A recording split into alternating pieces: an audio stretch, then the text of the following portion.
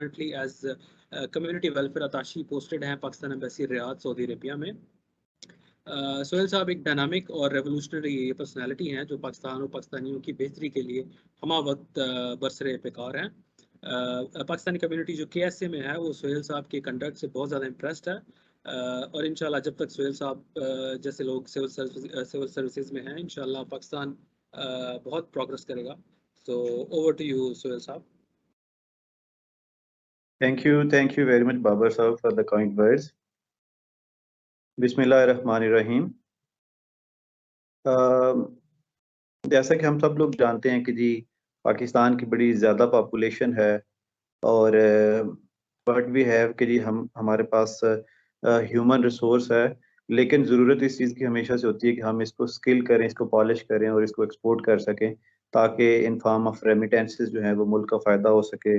और चूँकि इतनी जॉब्स पाकिस्तान में नहीं होती तो हमारा बहुत बड़ा नंबर एक जो है जैसा आप लोग जानते हैं कि दुनिया के मुख्तलिफ मुल्कों में काम करता है और स्पेशली जो GCC है, ये GCC में भी बिलखसूस सऊदी अरेबिया ये टॉप प्रायोरिटी होती है हमारे लोगों का।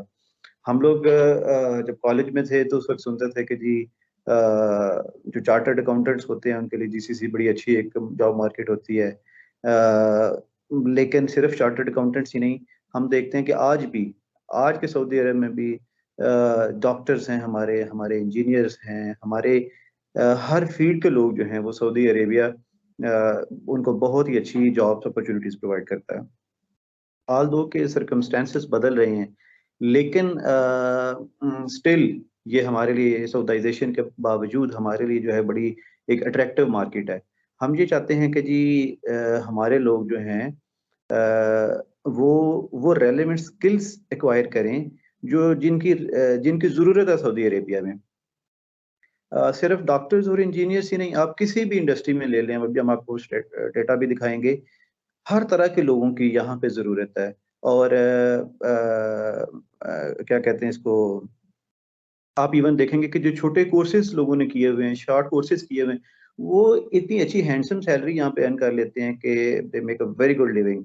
और इसीलिए हम ये चाहते हैं कि जो हमारी यूथ है उनको पता हो कि हमने अगर GCC में या बिलखसूस सऊदी अरब में जॉब के लिए जाना है तो कौन सा डिप्लोमा करना चाहिए, कौन सी डिग्री करनी चाहिए जिसकी डिमांड है, या फिर कौन से शॉर्ट कोर्सेज करने चाहिए ताकि वो सऊदी अरब में अच्छी जॉब ले सकें।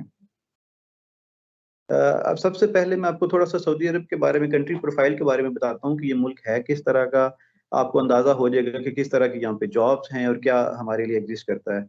सऊदी अरेबिया जो है तकरीबन अपना पाकिस्तान से 3 गुना बड़ा है, 21 लाख स्क्वायर किलोमीटर इसका एरिया है, 3 टाइम्स यानी ऑलमोस्ट बड़ा है। और लेकिन पॉपुलेशन इसकी देखिए बहुत थोड़ी पॉपुलेशन है, सिर्फ 35.5 मिलियन इसकी पॉपुलेशन है, वो भी एक्सपैट्स को मिला के।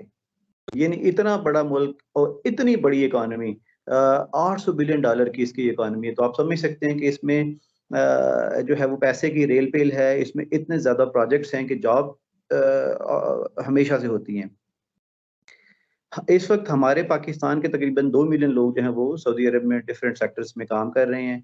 और जो कि लेबर एक्सपोर्टिंग कंट्रीज़ हैं वो पाकिस्तान के अलावा उसमें इंडिया शामिल है, उसमें बांग्लादेश है, फ़िलिपीन है, इजिप्ट है, सूडान है, कीनिया है, इंडोनेशिया है।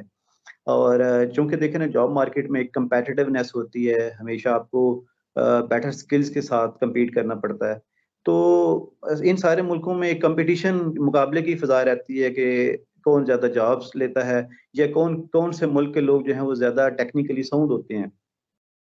तो हमारा इस वक़्त जो है वो इंडिया और पाकिस्तान का सॉर्ट ऑफ कॉम्पिटिशन होता है कि ज़्यादा इंडियंस नंबर 1 हैं। ओवरऑल जो नंबर ऑफ कम्युनिटी है, उसके बाद पाकिस्तान आ जाता है। लेकिन आप देखते हैं कि जी जो आपको पाकिस्तान को टफ़ टाइम देते हैं, वो फ़िलिपीन के लोग बहुत ज़्यादा देते हैं क्योंकि वो टेक्निकली बड़े स्ट्रॉन्ग हैं। वो सही ट्रेंड भी होते हैं। इसी तरह से जो काफ़ी ज़्यादा इंडस्ट्रीज़ में अब इंडिया का शेयर बढ़ता जा रहा है। इसलिए हमारी ये काविश भी यही है कि हम अपने लोगों को गाइड करें, अपने के क्या उनके लिए रेलेवेंट है ताकि वो सही एरियाज़ को हम टारगेट कर सकें। ये this is the first of the series of seminar webinars जो कि हम कर रहे हैं। हमारा प्लान ये है कि हम सिर्फ इंजीनियर्स के लिए नहीं बल्कि हेल्थ से रिलेटेड, टूरिज़्म से related, hospitality, everything we will cover everything, कि हमारे लोगों को बच्चों को पता होएगा कि जी FA के बाद हमें क्या कोर्स करना है जिसके लिए सऊदी अरब में बड़ी रेलिवेंट जॉब मिल जाएगी। सऊदी अरब में जो सबसे बड़ी इंडस्ट्री है वो कंस्ट्रक्शन इंडस्ट्री है, लेकिन इसके साथ जो बाकी इंडस्ट्रीज हैं उसमें हेल्थ सेक्टर है, बहुत बड़ा हेल्थ सेक्टर भी है। उसके अलावा पेट्रोकेमिकल जो है वो ईस्टर्न प्रोविंस में बड़ा है, जम्मू में बड़ी इंडस्ट्री है। इसके अलावा मैन्युफैक्चरिंग में, फूड एंड बेवरेजेस में, हॉस्पिटैलिटी में बहुत ही बड़ा स्कोप है। हम इसके ऊपर स्पेशल एक रखेंगे कि इस एरिया को हम कैसे कैटर कर सकते हैं। सिमिलरली अब चूँकि सऊदी अरेबिया बड़ी तेज़ी के साथ बदल रहा है, इसमें एंटरटेनमेंट इंडस्ट्री बड़ी ग्रोइंग है, इसमें बड़ी जॉब अपॉर्चुनिटीज़ आ रही हैं। आर्ट एंड कल्चर से रिलेटेड है, तो हम हर जो एरिया है उसको आप लोगों के साथ शेयर करेंगे नेक्स्ट सेमिनार वेबिनार्स में। टुडे जो है हमारा फोकस जो है वो टेक्निकल और इंजीनियरिंग से रिलेटेड जॉब्स में है, और स्पेशली जो इस फील्ड के लोग हैं जो क्वांटिटी सर्वेइंग से रिलेटेड हैं, हम उनको कनेक्ट करना चाहते हैं इंडस्ट्री एक्सपर्ट्स के साथ भी, ताकि अगर वो जॉब स्विच करना चाहते हैं तब भी उनके पास ऑप्शन हो, और उनको अभी से अवेयरनेस हो कि बहुत सारी हमारी यूथ है जो पाकिस्तान में डिफरेंट टेक्निकल कॉलेजेस में प्लान करती है या पढ़ रही है, तो उनको अभी से पता होगा कि सऊदी अरब में कौन सी जॉब्स हमारे लिए एग्जिस्ट करेंगे। जी प्लीज नेक्स्ट स्लाइड कीजिएगा।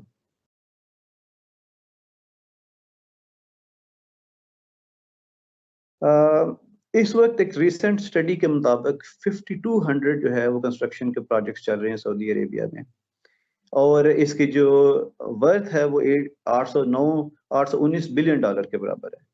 तो चूंकि वैसे भी जो अरेबियन पेनिनसुला है इसमें 80% जो है is almost covered by Saudi Arabia.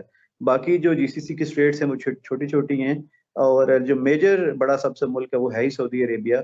और जो आप इससे अंदाजा लगा सकते हैं कि जो कंस्ट्रक्शन इंडस्ट्री जो प्रोजेक्ट्स ऑन गोइंग है उनकी वर्थ 819 बिलियन डॉलर है, जबकि हमारी पूरी जो GDP साइज है वो अभी इस वक्त 300 बिलियन डॉलर के करीब है। तो आप अंदाजा लगा सकते हैं कि ये कितना ज्यादा है, क्योंकि सबसे बड़ी इंडस्ट्री जो है वो कंस्ट्रक्शन इंडस्ट्री है, और कंस्ट्रक्शन इंडस्ट्री में उससे रेलेवेंट जो स्किल्स हैं उन्हीं की जरूरत है। ठीक है, अप्रॉक्सीमेटली 6.7 मिलियन यानी 85% वर्कर्स जो हैं वो कंस्ट्रक्शन इंडस्ट्री में नॉन सऊदीज हैं। रिसेंट एक मूव चली थी इस नई रजीम के आने के बाद कि जो सऊदी अरेबिया के जो अपने लोग हैं उनको भी एम्प्लॉय करना है, तो वो सबसे ज़्यादा वो उन जॉब्स में हैं जो कि ऑफिस बेस्ड जॉब्स हैं। आप ये समझ लीजिए कि जो प्रोजेक्ट बेस्ड या फील्ड बेस्ड जॉब्स हैं वो भी एक्सपैक्ट ही कर रहे हैं, और आइंदा भी यही फोरकास्ट है वही करते रहेंगे। जो ऑफिस बेस्ड जॉब्स हैं वो सऊदी करते रहेंगे, क्योंकि सऊदी अरेबिया में भी अनएम्प्लॉयमेंट है, तकरीबन 11% है। लेकिन जितनी जो वॉल्यूम ऑफ मेगा प्रोजेक्ट्स है उसकी वजह से ये लगता है कि हमें कोई परेशानी की जरूरत नहीं है। अगले कई सालों तक सऊदी अरेबिया जो है वो बेस्ट डेस्टिनेशन रहेगी पाकिस्तान के इंजीनियर्स के लिए, टेक्निकल लोगों के लिए।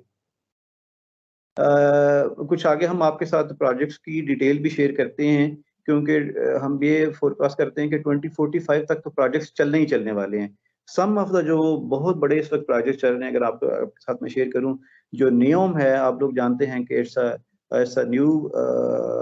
अ फ्यूचरिस्टिक सिटी बेसिकली, और बहुत ही बड़े प्रोजेक्ट पे हो रहा है। इसकी वर्थ जो है वो 500 बिलियन डॉलर है सिर्फ इस एक प्रोजेक्ट की।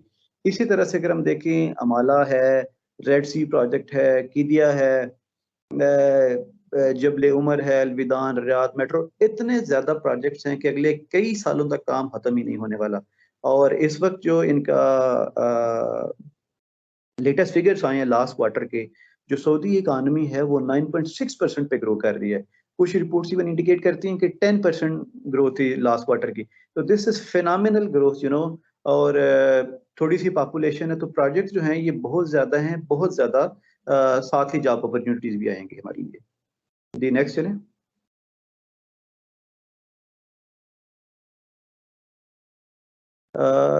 अब मैं आपको थोड़ा सा बताऊंगा कि जो बड़ी कंस्ट्रक्शन कंपनीज हैं वो कौन सी हैं, जिनके अंदर बहुत ज्यादा जिनके बड़े प्रोजेक्ट्स हैं। जैसे पिछली स्लाइड में हमने आपको दिखाया कि डिफरेंट शहरों में चल रहे हैं जो बड़ी कंपनीज हैं, उनमें रशीद ट्रेडिंग है, नेस्मा बहुत बड़ी कंपनी है, अल्सैफ के बहुत बड़े हैं, अंबानी ग्रुप बहुत ही बड़ा है। एक पूरी सीरीज है। इसके अलावा जो कंस्ट्रक्शन से रिलेटेड कंसल्टेंसी फर्म्स हैं वो भी बहुत ही ज्यादा हैं।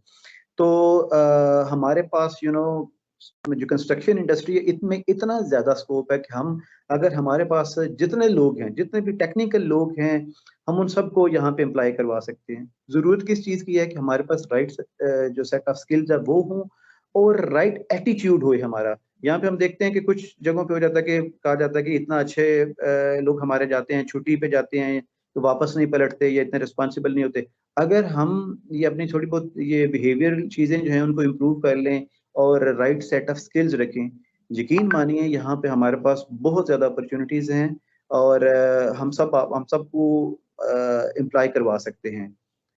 ये मेरी तरफ से अब आगे जो इंडस्ट्री के एक्सपर्ट्स हैं, जो इस फील्ड के हैं, वो आप लोगों को गाइड करेंगे।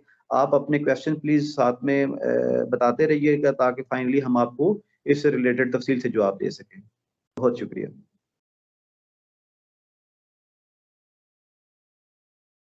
बहुत बहुत शुक्रिया सोहेल साहब, thank you very much again. तो अब मैं दावत देता हूँ जनाब लईक हसन साहब को।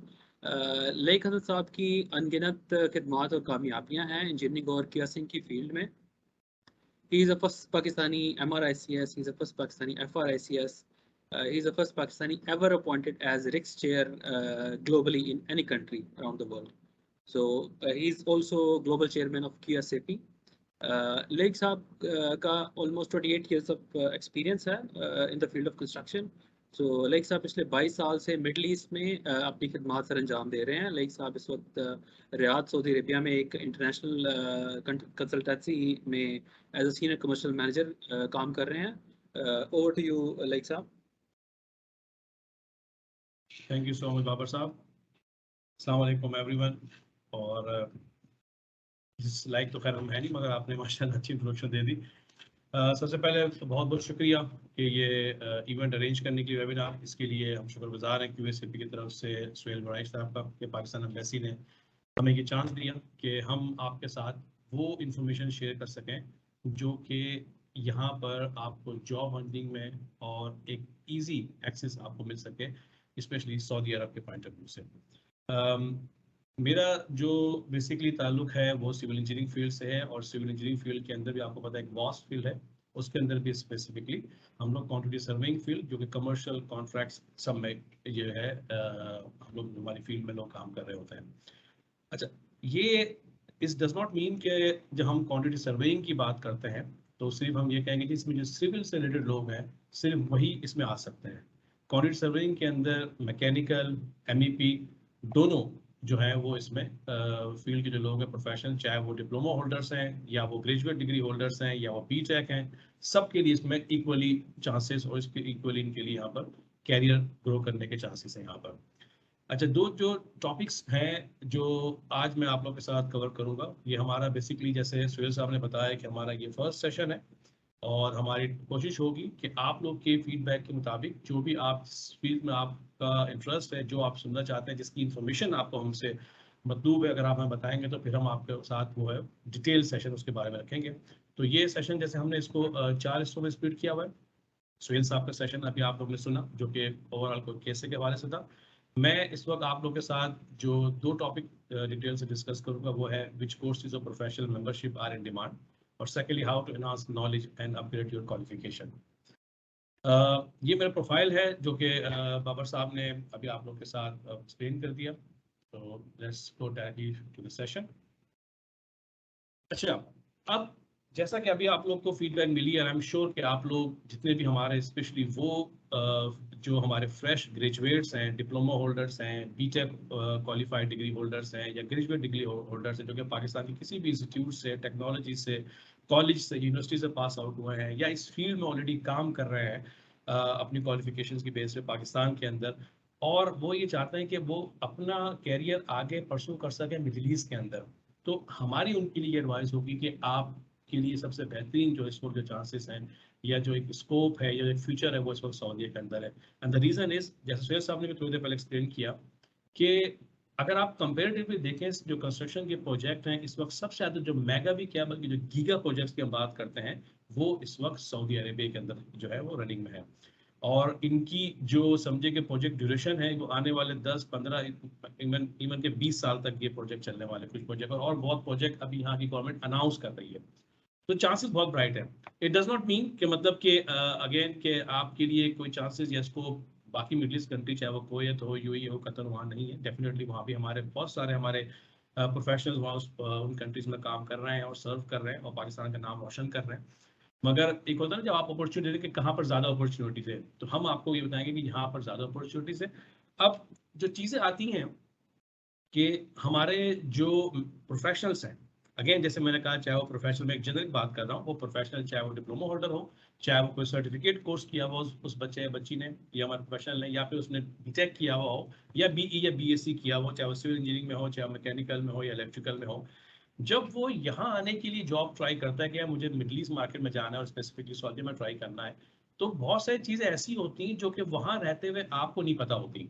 और उसका मेन रीज़न ये होता है कि यहाँ पर क्या चीज़ें डिमांड में है, वो कौन सी ऐसी चीज़ें हैं जिसको अगर आप वहीं पाकिस्तान में रहते हुए कोशिश है या तो आप वहीं पर अचीव करके फिर आए, या फिर एटलीस्ट वहाँ से अपनी वो जर्नी स्टार्ट कर लें, ताकि जब आप यहाँ पहुँचे तो वो आपके हाथों में हो, आपको हासिल हो चुकी हो, या फिर आप you are about to get those qualification या मेंबरशिप या डिग्रीज आपके हाथ में आने वाली हो।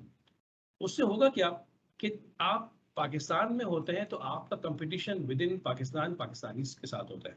जब आप इंटरनेशनल मार्केट में आते हैं सच एज मिडिल ईस्ट, तो आपका कंपटीशन जो है वो एक बहुत बड़े स्केल पे आएगा जिसमें डिफरेंट नेशनलिटीज आ जाती हैं।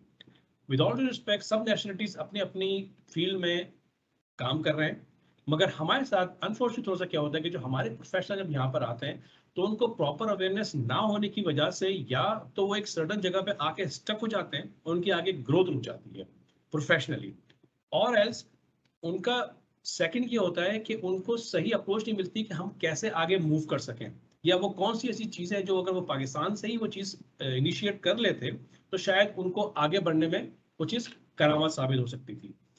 इसमें सबसे कुछ जो चीज़ें आती हैं वो मैं अगर एक स्पेसिफिकली जो मेरी फील्ड है, जो हमारी फील्ड है, वो है क्वांटिटी सर्वेइंग। अब जब हम क्वांटिटी सर्वेइंग की इसी बात करते हैं तो क्वांटिटी सर्वेइंग इटसेल्फ एक इतना बड़ा, इतना वास्ट एक फील्ड है कि जो कि हमारे पाकिस्तान बेस्ड जो क्यूएससी है उनमें ज़्यादा लोगों को भी इसकी अवेयरनेस ही नहीं है। इसमें अगर मैं इससे बात करूं कि क्यूएसए जो पाकिस्तान में है, मोस्टली हमारे क्यूएससीज का जो रोल होता है वो होता है कि जी आपने बिलिंग करनी है, आपने क्वांटिटी टेक ऑफ करनी है, और आपने आगे कंसल्टेंट के साथ बैठ के इसको फाइल करना है, या कंसल्टेंट है तो आपने रिव्यू करना है, क्लाइंट है तो आपने इसको अप्रूव कर देना है, एंड दैट्स इट।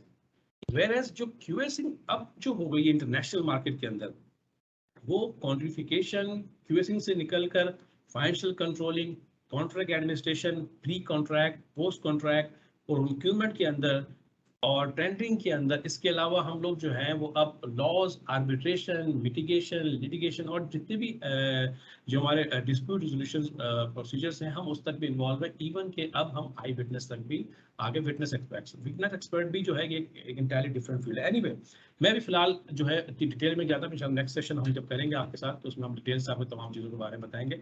अभी मैं आपको वो बेसिक चीज़ें बताना चाह रहा हूँ कि जिससे आपको हेल्प हो सकती है बहुत ज़्यादा यहाँ की जॉब मार्केट में जॉब सिक्योर करने के लिए। सबसे पहले मैं बात करूंगा royal institution of chartered surveyor's की। ये वो इदारा है जो कि यूके बेस्ड है, और ये रॉयल इंस्टीट्यूशन है जो कि क्वीन के अंडर में आता है, और इसकी जो सर्टिफिकेशन है, वेरएस जैसे यहाँ पर मैं बताऊँ और भी बहुत सारी प्रोफेशनल बॉडीज मौजूद हैं जिनके बारे में अभी आपको कुछ स्लाइड्स में आगे बताऊंगा, मगर रॉयल इंस्टीट्यूशन इस वक्त जो है वो टॉप रैंक में आता है। मतलब जिनके पास RICS की मेंबरशिप है उनके चांसेस जो हैं जॉब हासिल करने के, जॉब अपॉर्चुनिटीज के, वो ज़्यादा प्रोमिनेंट जाते हैं, ज़्यादा उनके चांसेस बढ़ जाते हैं अगर उनके पास की मेंबरशिप हो। अच्छा, अब ये मेंबरशिप किस तरह ली जाए, किस तरह ली जाए, स्लाइड्स तो आप देख ही रहोगे, मैं थोड़ा सा आपको मजीद एक्सप्लेन भी कर देता हूँ कि जो हमारे डिप्लोमा होल्डर्स होते हैं, अब हमारे QS फील्ड के अंदर जो है इस वक्त सबसे बड़ी तादाद, इवन दो कि हमारे बहुत सारे ग्रेजुएट इंजीनियर्स भी इस वक्त जो है वो इस फील्ड के अंदर क्वांटिटी सर्वेइंग में काम करते हैं माशाल्लाह, आज बहुत सीनियर पोजीशन के ऊपर, एज डायरेक्टर लेवल्स के ऊपर, और commercial manager, commercial director, contracts manager, contracts director level के ऊपर काम कर रहे हैं। मगर उन्होंने ये सब अचीवमेंट हासिल की क्योंकि उन्होंने यहाँ पर आए, यहाँ पर आकर उन्होंने रियलाइज किया, जिससे मैं खुद भी शामिल हूँ। मैं भी एक डिप्लोमा बैकग्राउंड से यहाँ पर आया, जब यहाँ आने के बाद यूई में मैंने अपना कैरियर स्टार्ट किया तो मैं रियलाइज किया कि यार diploma is not enough for me. अगर मैं डिप्लोमा पर ही बेस करके रहूंगा तो मैं आगे नहीं परसू कर पाऊंगा, मैं आगे मेरा कैरियर जो है वो एक जगह पे आके स्टक हो जाएगा। तो उसको आगे मूव करने के लिए मुझे कुछ करना है, तो भी क्वालिफिकेशन भी अपग्रेड करनी पड़ी और मेंबरशिप भी साथ साथ लेनी पड़ी। तो रॉयल इंस्टीट्यूशन सर्वेयर जो है ये आपको डिफरेंट कैटेगरीज के अंदर आपको मेंबरशिप प्रोवाइड करते हैं। जो हमारे डिप्लोमा होल्डर है वो उनके लिए यहाँ पर एसोसिएट RSCS की डेजिग्नेशन है, जिसको जब वो कंप्लीट कर लेते हैं तो अपने नाम के आगे एसोक RSCS लिखते हैं। अब इसकी जो बेसिक ड्यूरेशन है वो 6 मंथ का होता है, मगर ये सब चीज़ें वेरी करती हैं आपके अपने इंटरेस्ट के ऊपर कि आप कितना टाइम स्पेंड करते हैं और आप कितनी जल्दी इसको गेन करते हैं, इसको आप हासिल कर सकते हैं मेंबरशिप को। आप चाहे तो इसको 6 साल में भी कर सकते हैं अगर आप बहुत लेजी तरीके से चलेंगे और इस पर फोकस नहीं करेंगे। मगर एक आइडियल क्या होता है कि 6 महीने में आपको मिल जाता है। इसका एक तरीके का होता है बड़ा शॉर्ट सा, कुछ चीज़ें आपको लिखनी होती है, कोई असाइनमेंट बनाने होते हैं और हमें जमा कराने पड़ते हैं। वो इंशाल्लाह जब हम डिटेल सेशन करेंगे तो आपको बताएंगे। तो सेकंड ये होता है कि मतलब आपने इस मेंबरशिप हासिल करने का सबसे बड़ा सवाल जो हमारे यहाँ पैदा होता है वो कि इसकी फीस कितनी है। तो जब आप इनरोल करते हैं RSCS के साथ, फर्स्ट ऑफ ऑल अच्छा मैं इससे पहले एक चीज़ ये बता दूं कि जो हम इन्फॉर्मेशन हम आपको दे रहे हैं, इस इन्फॉर्मेशन में अगर आप आगे मजीद इन्फॉर्मेशन हासिल करना चाहते हैं कि किस तरीके से अप्रोच किया जा सकता है RSCS को, कैसे हम ये ले सकते हैं, तो वो आप हमसे कांटेक्ट कर सकते हैं और हमारी पूरी टीम बशमूल में खुद हम आपको कंप्लीट गाइडेंस देंगे कि किस तरीके से आपके जो है वो हासिल कर सकते हैं कि मेंबरशिप। हमारा व्हाट्सएप नंबर सब कुछ आपके पास है और ईमेल एड्रेस आप कांटेक्ट कर सकते हैं हमारे इस वेबिनार के बाद। तो जब आप मेंबरशिप लेने के लिए अप्लाई करते हैं, सबसे पहले आप इनरोलमेंट करते हैं। इनरोलमेंट की फीस तकरीबन 120 पाउंड जो है 21 ब्रिटिश पाउंड है, जो कि तकरीबन 30,500 रुपये 30,500 बनती है। और जब आप 6 मंथ के बाद जब आप मेंबर बन जाते हैं केस ऑफ मेंबर, तो फिर आपने एवरी ईयर आपने 40,000 उनको पे करना होता है। पाकिस्तान के हिसाब से ऑफकोर्स थोड़ी सी अमाउंट ज़्यादा है, बट इसकी वर्थ जो है शायद आपको मैं एक्सप्लेन करूं तो आप बिलीव ना करें, मगर जब आप यहाँ आके इंशाल्लाह आप जॉब हासिल करेंगे इसकी बेसिस के ऊपर, तो आपको अंदाजा होगा कि इस नथिंग जो आपने पे किया दीज आर पीनट्स, क्योंकि उसके अगेंस्ट जो आपको एप्रिसिएशन मिलेगी यहाँ पर और आपको जो बूम मिलेगा और आपको कैरियर मूव मिलेगा विच इज नॉट कंपेरेबल। तो ये तो वो है एसओ कैटेगरी जो कि हमारे डिप्लोमा होल्डर्स के लिए। उसके बाद फिर हमारे ग्रेजुएट इंजीनियर्स आते हैं। ग्रेजुएट इंजीनियर्स जो हैं वो उसकी सेकंड कैटेगरी जो कि इसके हाई कैटेगरी आती है, जो कहलाती है masters member of royal institution of chartered surveyor. ये एक कंप्लीट मेंबरशिप होती है और ऑफ कोर्स ये क्योंकि एक बहुत हाईली समझे कि डिमांडेबल किस्म की क्वालिफिकेशन है, इसकी बहुत वर्थ है। इसकी प्रोफेशनल जब आप बनते हैं तो आपका एक प्रोफेशनल बूस्ट मिलता है आपको, आपकी पर्सनैलिटी में, आपकी वर्क के अंदर, आपके कैरियर के अंदर। इसकी भी जो आप जब एनरोल करते हैं तो इसकी कैंडिडेट फीस जो होती है वो 41,000 होती है। उसके बाद जब आप मेंबर बन जाते हैं तो 511 इसकी ब्रिटिश पाउंड होती है, जो कि 1,30,000 पर एनम बनती है। अच्छा, इसके अंदर बहुत सारे पाथवेज होते हैं। जैसे मैंने आपको शुरू में कहा कि सिर्फ क्वांटिटी सर्वेइंग ही जो है एक प्रोफेशन, ये जो RSCS है इसके अंदर आप अगर चाहे फैसिलिटी मैनेजमेंट से आपका ताल्लुक है या उस फील्ड में कहीं अपना आगे जो है परसू करना चाहते हैं या प्रोजेक्ट मैनेजमेंट करना चाहते हैं या प्रॉपर्टी एवोल्यूशन करना चाहते हैं, इस तरह के बहुत सारे पाथवेज हैं जो कि 13 पाथवे हैं टोटल, जिसमें आप आगे चल सकते हैं in addition to QS and construction. अब जैसे मैंने आपको बताया कि RSCS के अलावा जो है बहुत से और भी इंस्टीट्यूट हैं। अब RSCS में अगर आपने ये सोचते हैं कि यार ये मेंबरशिप अभी मेरे लिए बहुत ज़्यादा समझे कि थोड़ा एक्सपेंसिव है और मैं अभी नहीं कर पाऊंगा इसको फोकस, या मैं बाद में करूंगा, तो मैं आपको एक और भी मशवरा जरूर दूंगा, कम से कम आप कुछ ना कुछ कोर्स जरूर करें। देखिए, अगर आप सिंपली डिप्लोमा लेके यहाँ पर आएंगे तो मैं आपको बताऊं कि आप एक कंपनी में आके स्टक हो जाएंगे। और इस वक्त वो भी कंपनीज के अंदर भी आपके सामने कि सिर्फ कॉन्ट्रैक्टिंग कंपनीज ऐसी हैं जो कि डिप्लोमा होल्डर्स को हायर कर रही हैं, वरना बहुत ही रेयर होता है, इट्स लाइक क्वाइट इम्पॉसिबल कि इस वक्त कोई भी कंसल्टेंट जो है या कॉस्ट कंसल्टेंट या प्रोजेक्ट मैनेजमेंट फॉर्म्स या PMOs जो हैं वो किसी भी डिप्लोमा होल्डर को हायर करें। वो मिनिमम आपसे ग्रेजुएशन की डिग्री आपसे एक्सपेक्ट करते हैं, या फिर कोई आप उसके साथ साथ आपके पास कोई हाईली मेंबरशिप होनी चाहिए किसी प्रोफेशनल बॉडी का, तो आप आएंगे। तो अगर आप डिप्लोमा होल्डर हैं या अगर आप ग्रेजुएट होल्डर भी हैं, मैं आपको ये सजेस्ट करूंगा एज ए QSAP के हवाले से कि ये वो कोर्सेज हैं, आप इनकी वेबसाइट पर जाइए और आपको ये कोर्सेज वहाँ अवेलेबल होंगे। ये ऑनलाइन कोर्सेज हैं, थोड़े एक्सपेंसिव हैं, मगर आपको ये करने से आप रियली मतलब ये वो चीज़ें जो मैं अगर आपको अभी कह रहा हूँ तो शायद आप रिलायंस ना करें, मैं जब आप ये कोर्स कंप्लीट करेंगे देन यू मस्ट से कि मतलब कि आपके स्टार्ट करने से पहले और स्टार्ट करने के बाद you will see the difference in your own. आप जो नॉलेज गेन करेंगे that's something which I can not explain, ये आपको खुद ही एक्सपीरियंस करना पड़ेगा। अच्छा, इसके बाद जो सेकंड RSCS के बाद जो इंस्टीट्यूट है वो है चार्टर्ड इंस्टीट्यूट ऑफ बिल्डिंग्स। ये CIOB का है। इसमें भी जो है डिप्लोमा होल्डर्स के लिए भी है एसोसिएट CIOB और ग्रेजुएट इंजीनियर्स के लिए भी है। फीसेस इसमें आपके सामने लिखी हुई है कि 25,000 डिप्लोमा होल्डर्स के लिए हैं और 30,000 जो है वो मेंबर्स के लिए। इनकी भी ऑनलाइन कोर्सेज अवेलेबल हैं, आप इनकी साइट पर जाके कर सकते हैं। यहाँ पर मैं आपको एक चीज़ ये कहूँगा कि रिस्क आई डू अंडरस्टैंड कि थोड़ा सा समझे कि टाइम टेकिंग है, थोड़ा सा टफ है, ठीक है, इम्पॉसिबल नहीं है, मैं कभी नहीं कहूँगा इम्पॉसिबल है, हर चीज़ दुनिया में पॉसिबल है, अगर मैं कर सकता हूँ तो आप भी कर सकते हैं, ठीक है।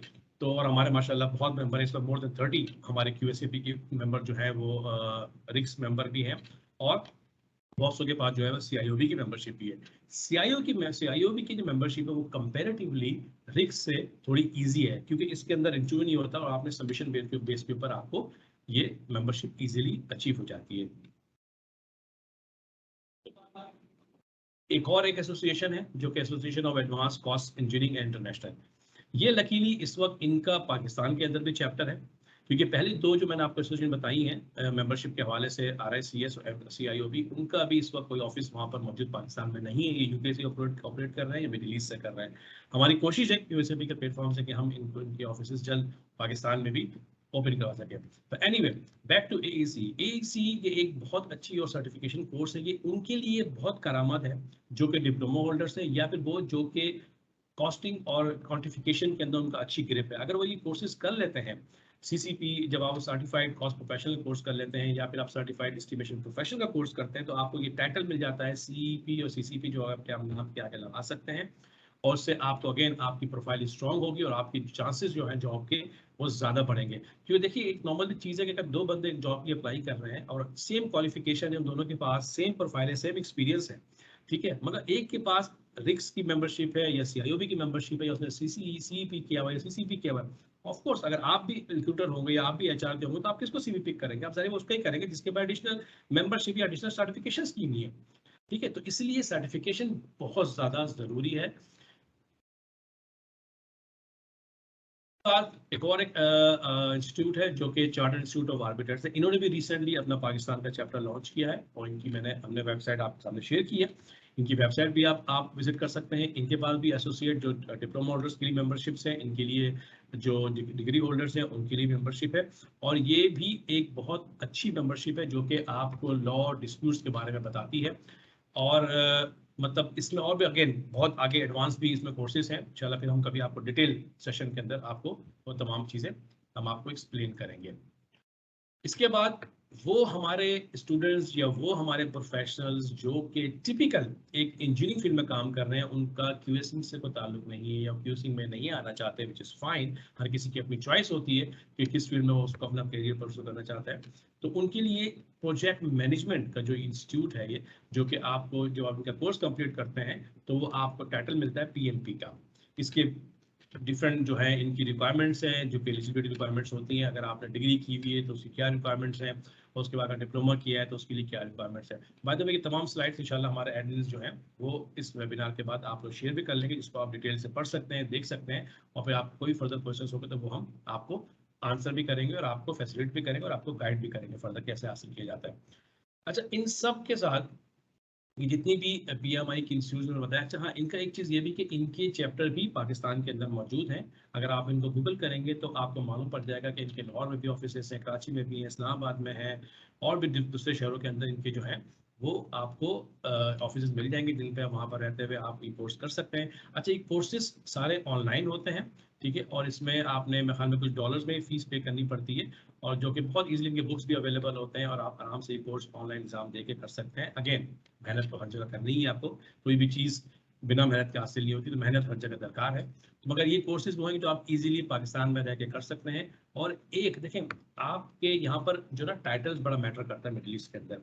आपके नाम लिखा हुआ है, एक नाम है जनाब आसिम खान, उसने BE किया हुआ है, दैट्स इट। आसिम खान बहुत सारे हैं जिन्होंने BE किया हुआ है, डिप्लोमा किया हुआ है, मगर आसिम खान ने BE के साथ अगर उसके पास PMP है या CIOB उसके नाम के आगे लिखा हुआ है, उसके नाम के आगे RICS लगा हुआ है, उसके नाम के आगे CCP लगा हुआ है, so that makes your profile more stronger, and that basically वो आप जो HR होगा, he will basically the HR उसको पिक करेगा, उसको देखेगा कि नहीं यार इस बंदे का प्रोफाइल स्ट्रॉन्ग है, इसने बहुत सारी एक्स्ट्रा मेंबरशिप्स की हुई। तो मेंबरशिप्स और ये क्रेडेंशियल जो है ये बहुत ज़्यादा मैटर करती हैं। तो please focus on it. Those again जो यहाँ आने के लिए कोशिश कर रहे हैं या इवन के यहाँ ऑलरेडी मौजूद हैं, हम उनको ये बिल्कुल रिक्वेस्ट करेंगे कि प्लीज़ इनमें जो भी मेंबरशिप आप समझते हैं कि जो आपके लिए सूटेबल है, जिसको आप कर सकते हैं, उनको ज़रूर करें। कुछ ना कुछ ज़रूर आप हासिल करें। अपने नाम के आगे ब्लैंक मत छोड़ें, अपने नाम के आगे कोई ना कोई टाइटल ज़रूर ऐड करें। आपकी प्रोफाइल में आपको बहुत फ़ायदा होगा और आपके जॉब के लिए आपको बहुत फ़ायदा होगा। अच्छा, इसके बाद कुछ मैं सॉफ्टवेयर्स की बात करूंगा आप लोगों के साथ कि सिविल इंजीनियरिंग के अंदर भी अब जब आप आते हैं तो स्पेसिफिकली जब आप क्वांटिटी सर्वेइंग की फील्ड में आते हैं तो अब पाकिस्तान में भी डेफिनेटली बहुत सारे सॉफ्टवेयर यूज हो रहे हैं। ये वो सॉफ्टवेयर हैं, अगर आप पाकिस्तान में रहते हुए ही ये सॉफ्टवेयर अगर आप कर लें तो आपको बहुत ज़्यादा चांसेस आपके बढ़ जाते हैं यहाँ की मार्केट। आप जब सीवी में लिखेंगे जी मैंने मिसाल के तौर पे क्यूएससी के सॉफ्टवेयर ऑटोकैड जो कि बहुत कॉमन है, बहुत से लोगों को पता होगा, माइक्रोसॉफ्ट 3D ये भी आपको शायद पता हो, plan swift, Tekla for structure, Revit, CostX, Primavera, ये वो सॉफ्टवेयर हैं जो कि यहाँ पर बहुत ज़्यादा डिमांड में है। तो अगर आप जो है प्री कॉन्ट्रैक्ट्स हैं, आप एस्टिमेटर हैं, आपकी बड़ा अच्छा आपका एक्सपीरियंस एस्टिमेशन के अंदर और आप एस्टिमेशन में ही अपना कैरियर को आप यहाँ पर मिडिल ईस्ट में आके परसू करना चाहते हैं या मिडिल ईस्ट में अगर आप काम कर रहे हैं इस वक्त यहाँ रहते हुए ही आप मजीद चाहते हैं कि यार मैं एक जगह पर स्टक हो गया हूँ, मैं कैसे आगे बढ़ूँ, कौन से सॉफ्टवेयर जो मैं करूँ जो मुझे मेरे कैरियर में मुझे हेल्प कर सकती है, मुझे बेहतर जॉब के लिए मुझे आगे मूव कर सकती है, तो वो ये सॉफ्टवेयर है। अच्छा, इनके अलावा और भी बहुत से सॉफ्टवेयर हैं। ये तो वो सॉफ्टवेयर हमने आपको अभी स्क्रीन पे आपको शो कर रहे हैं जो कि बहुत ज़्यादा प्रोमिनेंट है, जो बहुत ज़्यादा डिमांड में है, मगर डिपेंड करता है बहुत कौन सी कंपनी कौन सा सॉफ्टवेयर यूज़ कर रही है। मगर ये सॉफ्टवेयर वो है जो कि मैक्सिमम जगहों पे यूज हो रहे हैं। अच्छा, अब इसके अंदर क्योंकि आपको पता है कि इन सॉफ्टवेयर की भी कॉस्ट होती है, फ्री ऑफ कॉस्ट तो कोई भी चीज़ नहीं है, तो ये एग्जाम में रखें कि चाहे आप कोई मेंबरशिप हासिल करें, चाहे आप आगे मैं आपको क्वालिफिकेशन के बताऊंगा, और ये जो सॉफ्टवेयर भी जो है थोड़ा बहुत तो आपको सेक्रीफाइस करना पड़ेगा, जब तक सेक्रीफाइस नहीं करेंगे ना कोई भी चीज़ हासिल नहीं होगी। तो ये मगर ये सब इनकी फीस इतनी नहीं है, ये बहुत नॉमिनल फीस के ऊपर है, बल्कि मेरे ख्याल में अगर आप चाहें तो ये आपको यूट्यूब पे और इनकी ऑनलाइन बहुत सारी आपको ट्रेनिंग्स मिल जाएंगी आपको जो कि फ्री ऑफ कॉस्ट है। सिर्फ आपने टाइम स्पेंड करना है और इनके ऊपर अबूर हासिल करना है, और जब आप अबूर हासिल कर लेंगे, जब आपको उसका फुल कमांड होगा, देन यू विल रियलाइज कि ये आपको कितना फायदेमंद साबित हो गया आपके। अच्छा, अब हम बात करेंगे क्वालिफिकेशंस के ऊपर कि अपनी क्वालिफिकेशन को कैसे हम इन्हांस कर सकते हैं, कैसे अपग्रेड कर सकते हैं।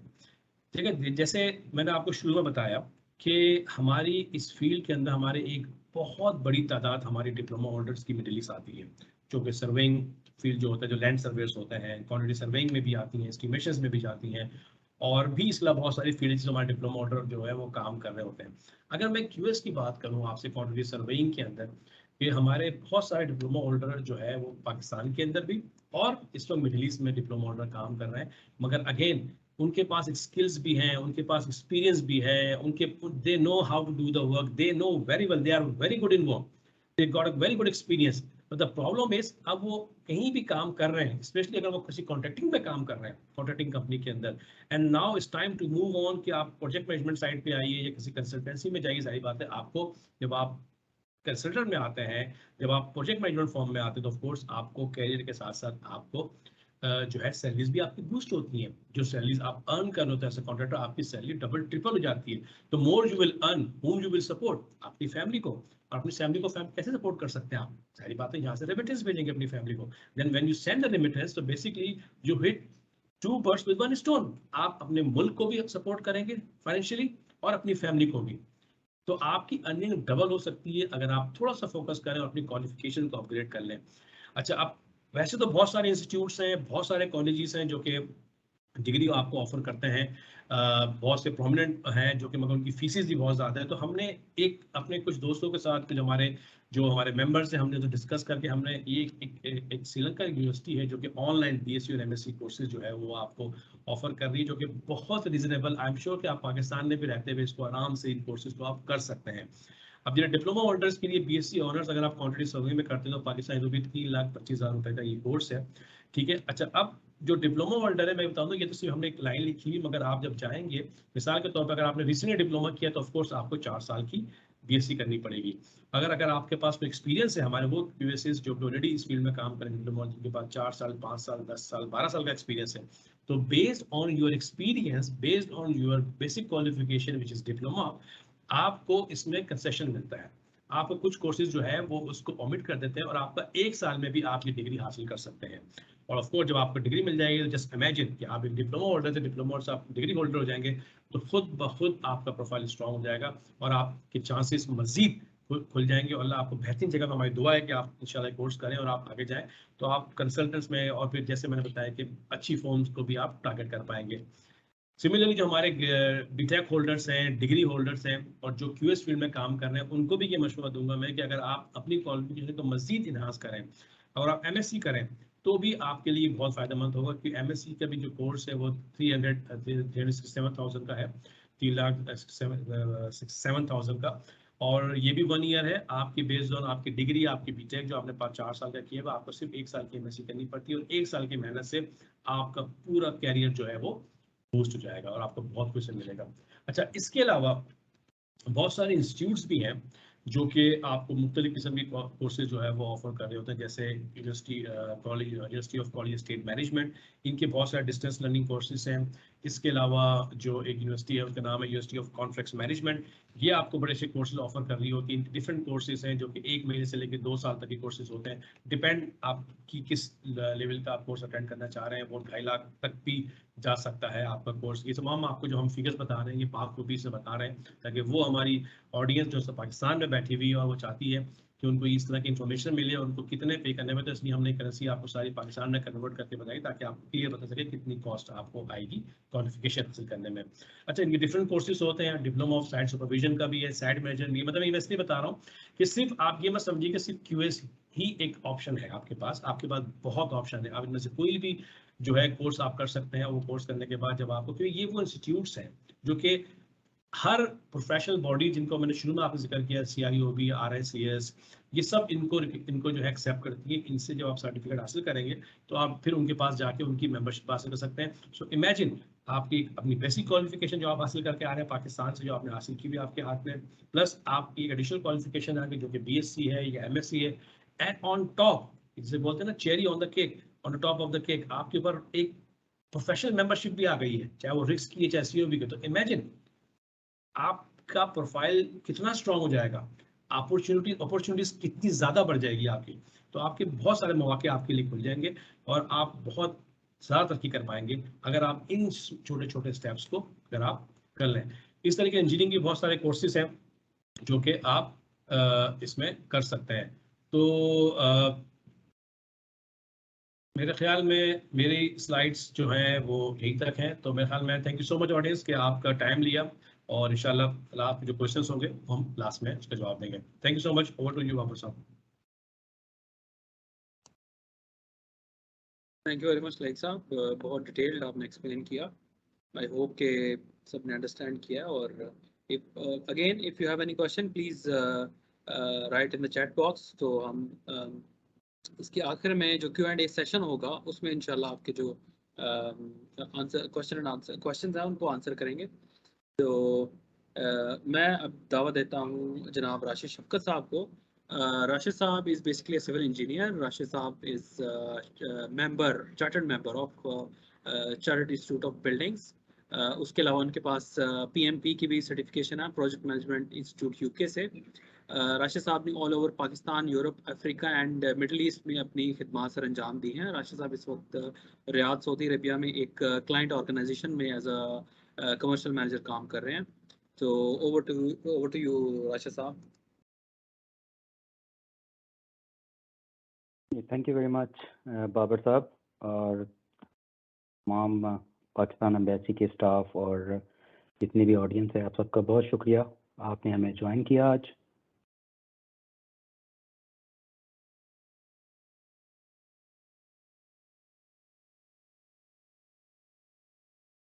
तो सबसे पहले ये मेरी प्रोफाइल है, जैसा बाबर साहब ने एक्सप्लेन किया। आज मैं टच बेस करूँगा बहुत जो इनिशियल और बेसिक चीज़ें हैं जिससे आप इस मार्केट को टारगेट कर सकते हैं जो कि सऊदी अरब की है, जिसके अंदर जो है जॉब कैसे हासिल करनी है, अपनी कंपनी को कैसे अप्रोच करना है, अपनी CV कैसे बनानी है और इंटरव्यू के लिए प्रिपरेशन कैसे करनी है। तो सबसे पहले जो हमारा टारगेट है वो है कि जॉब जो है उसको कैसे हासिल करना है, उसके लिए अप्लाई कैसे करना है। तो आप सबसे पहले ये करें कि जो एडवर्टाइजमेंट साइट्स हैं, अखबारात के अंदर आती हैं, रिक्रूटमेंट कंपनीज़ हैं पाकिस्तान के अंदर रजिस्टर्ड हैं वो सऊदी एम्बेसीज़ की तरफ से, उनके जो हैं वो अखबार में एडवर्टाइजमेंट को पढ़ते रहें, इंटरनेट के ऊपर देखें। और सबसे जो इम्पॉर्टेंट चीज़ है एज ए प्रोफेशनल, आप सब लोग इंक्लूडिंग इंजीनियर्स, डिप्लोमा होल्डर्स या आप किसी भी और फील्ड से ताल्लुक़ रखते हैं, तो आप ये जो कुछ जॉब साइट्स हैं ये हैं professional job sites. For example LinkedIn है, इंडीड है, नौकरी गल्फ है, गल्फ टैलेंट एट्सेट्रा, और इस तरह की कुछ और वेबसाइट्स हैं जिनके ऊपर आप काइंडली अपने आप को रजिस्टर करें।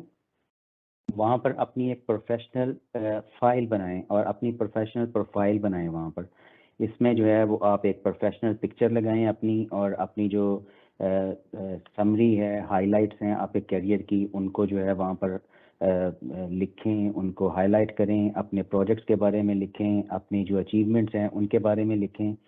वहाँ से बहुत सारी कंपनीज जो हैं मिडल ईस्ट और ऑल ओवर द वर्ल्ड जो है ना, वहाँ से कैंडिडेट्स को टारगेट करती हैं। तो सबसे पहला जो है वो ये है कि आपने इन जॉब साइट्स के ऊपर अपने आप को रजिस्टर करना है, और इन सारी वेबसाइट्स जो हैं जो मैं यहाँ पर लिखी हुई हैं इनके ऊपर अपनी प्रोफाइल्स बनाएं, सबके ऊपर बनाएं, किसी एक के ऊपर नहीं सबके ऊपर बनाएं, और कंसिस्टेंसी रखें, हर एक के ऊपर अपना जो है प्रोफाइल आपका एक तरह से हो। दूसरे नंबर पर सबसे यहाँ पर एज ए एक्सपीरियंस पर्सन मैं आपको बता सकता हूँ कि हम यहाँ पर जब जॉब इंटरव्यूज़ करते हैं तो बहुत सारी प्रोफेशनल जो है ना मिस्टेक्स या सीवी के अंदर जो है गलतियाँ होती हैं, जिसके लिए मैं आपको बताना चाहता हूँ। तो काइंडली ज़रा इनको थोड़ा फॉलो करें, इससे आपकी हेल्प होगी, हमारे मुल्क की हेल्प होगी, आप तमाम यंग आने वाले लोगों की हेल्प होगी, और इंशाअल्लाह ताला हम इससे जो है वो सबक सीख सकते हैं और अपने आप को इम्प्रूव कर सकते हैं। तो सबसे पहली चीज़ जो है, ऑलवेज प्रिपेयर प्रोफेशनल सीवी, यानी आपका सीवी जो है ना दैट एक्सप्लेन्स कि आप क्या हैं। और जो आपका हेडर है, सबसे पहला पेज दिखते साथ ही आपका पता चल जाना चाहिए कि आपको कांटेक्ट कैसे करना है, आपका कांटेक्ट नंबर क्या है, आपके साथ स्काइप के ऊपर किसी ईमेल के ज़रिए, आपके फ़ोन नंबर के ऊपर कैसे आपको रीच आउट करना है, और आपका जो है टारगेटेड प्रोफेशन या टारगेटेड जॉब क्या है आपकी। ये सबसे पहले फ्रंट ऑफ द पेज, पहले पेज के ऊपर आपने सबसे पहले अपनी जो पिक्चर है वो लगानी है, और साथ आपकी समरी इस तरह से, जिस तरह से विजिटिंग कार्ड होता है, इस तरह से पूरी इंफॉर्मेशन आपने देनी है। और उसके बाद नेक्स्ट जब चलते हैं तो आप जो अपना रिज्यूमे है उसको जब आप प्रिंट करते हैं पीडीएफ के अंदर या किसी भी कंपनी में उसको सबमिट करते हैं, तो कोशिश करें कि पीडीएफ भेजा करें। अगर तो कंपनी वालों ने आपसे सॉफ्ट कॉपी मांगी है या रिक्रूटर ने मांगी है, तो फिर आप उसके साथ वर्ड भी शेयर कर दें या नेटिव फाइल भी शेयर कर दें। पीडीएफ में उसको बेस्ट फिट में प्रिंट करें, ताकि जो है वो बिल्कुल उसमें सिमेट्री हो, देखने में खूबसूरत लगे और वेल मैनेज्ड हो। और सबसे पहले आप जो है अपना रिज्यूमे सेक्शन जो है उसको अच्छे तरीके से चेक करें, क्योंकि ये जो आपके एम्प्लॉयज़ होते हैं, जो आपके पोटेंशियल रिक्रूटर्स होते हैं, हायरिंग मैनेजर्स होते हैं, वो देखते हैं कि इनकी जो एक्सपीरियंस समरी है इसके अंदर उनका रेलेवेंट एक्सपीरियंस है या नहीं है। बज़वर्ड्स जो हैं, बेसिकली आजकल बहुत सारी कंपनियों ने सॉफ्टवेयर्स रखे हुए हैं, उन सॉफ्टवेयर्स के ज़रिए वो आपकी सीवी स्क्रीन करवाते हैं, जिसमें वो बज़वर्ड्स होते हैं। अगर वो बज़वर्ड्स आपके सीवी में नहीं हैं, आप जितने भी एक्सपीरियंस हैं, आप जितने भी काबिल हैं, आपकी सीवी जो है ड्रॉप हो जाएगी और आप जो है इंटरव्यू फेज तक भी नहीं जा सकेंगे।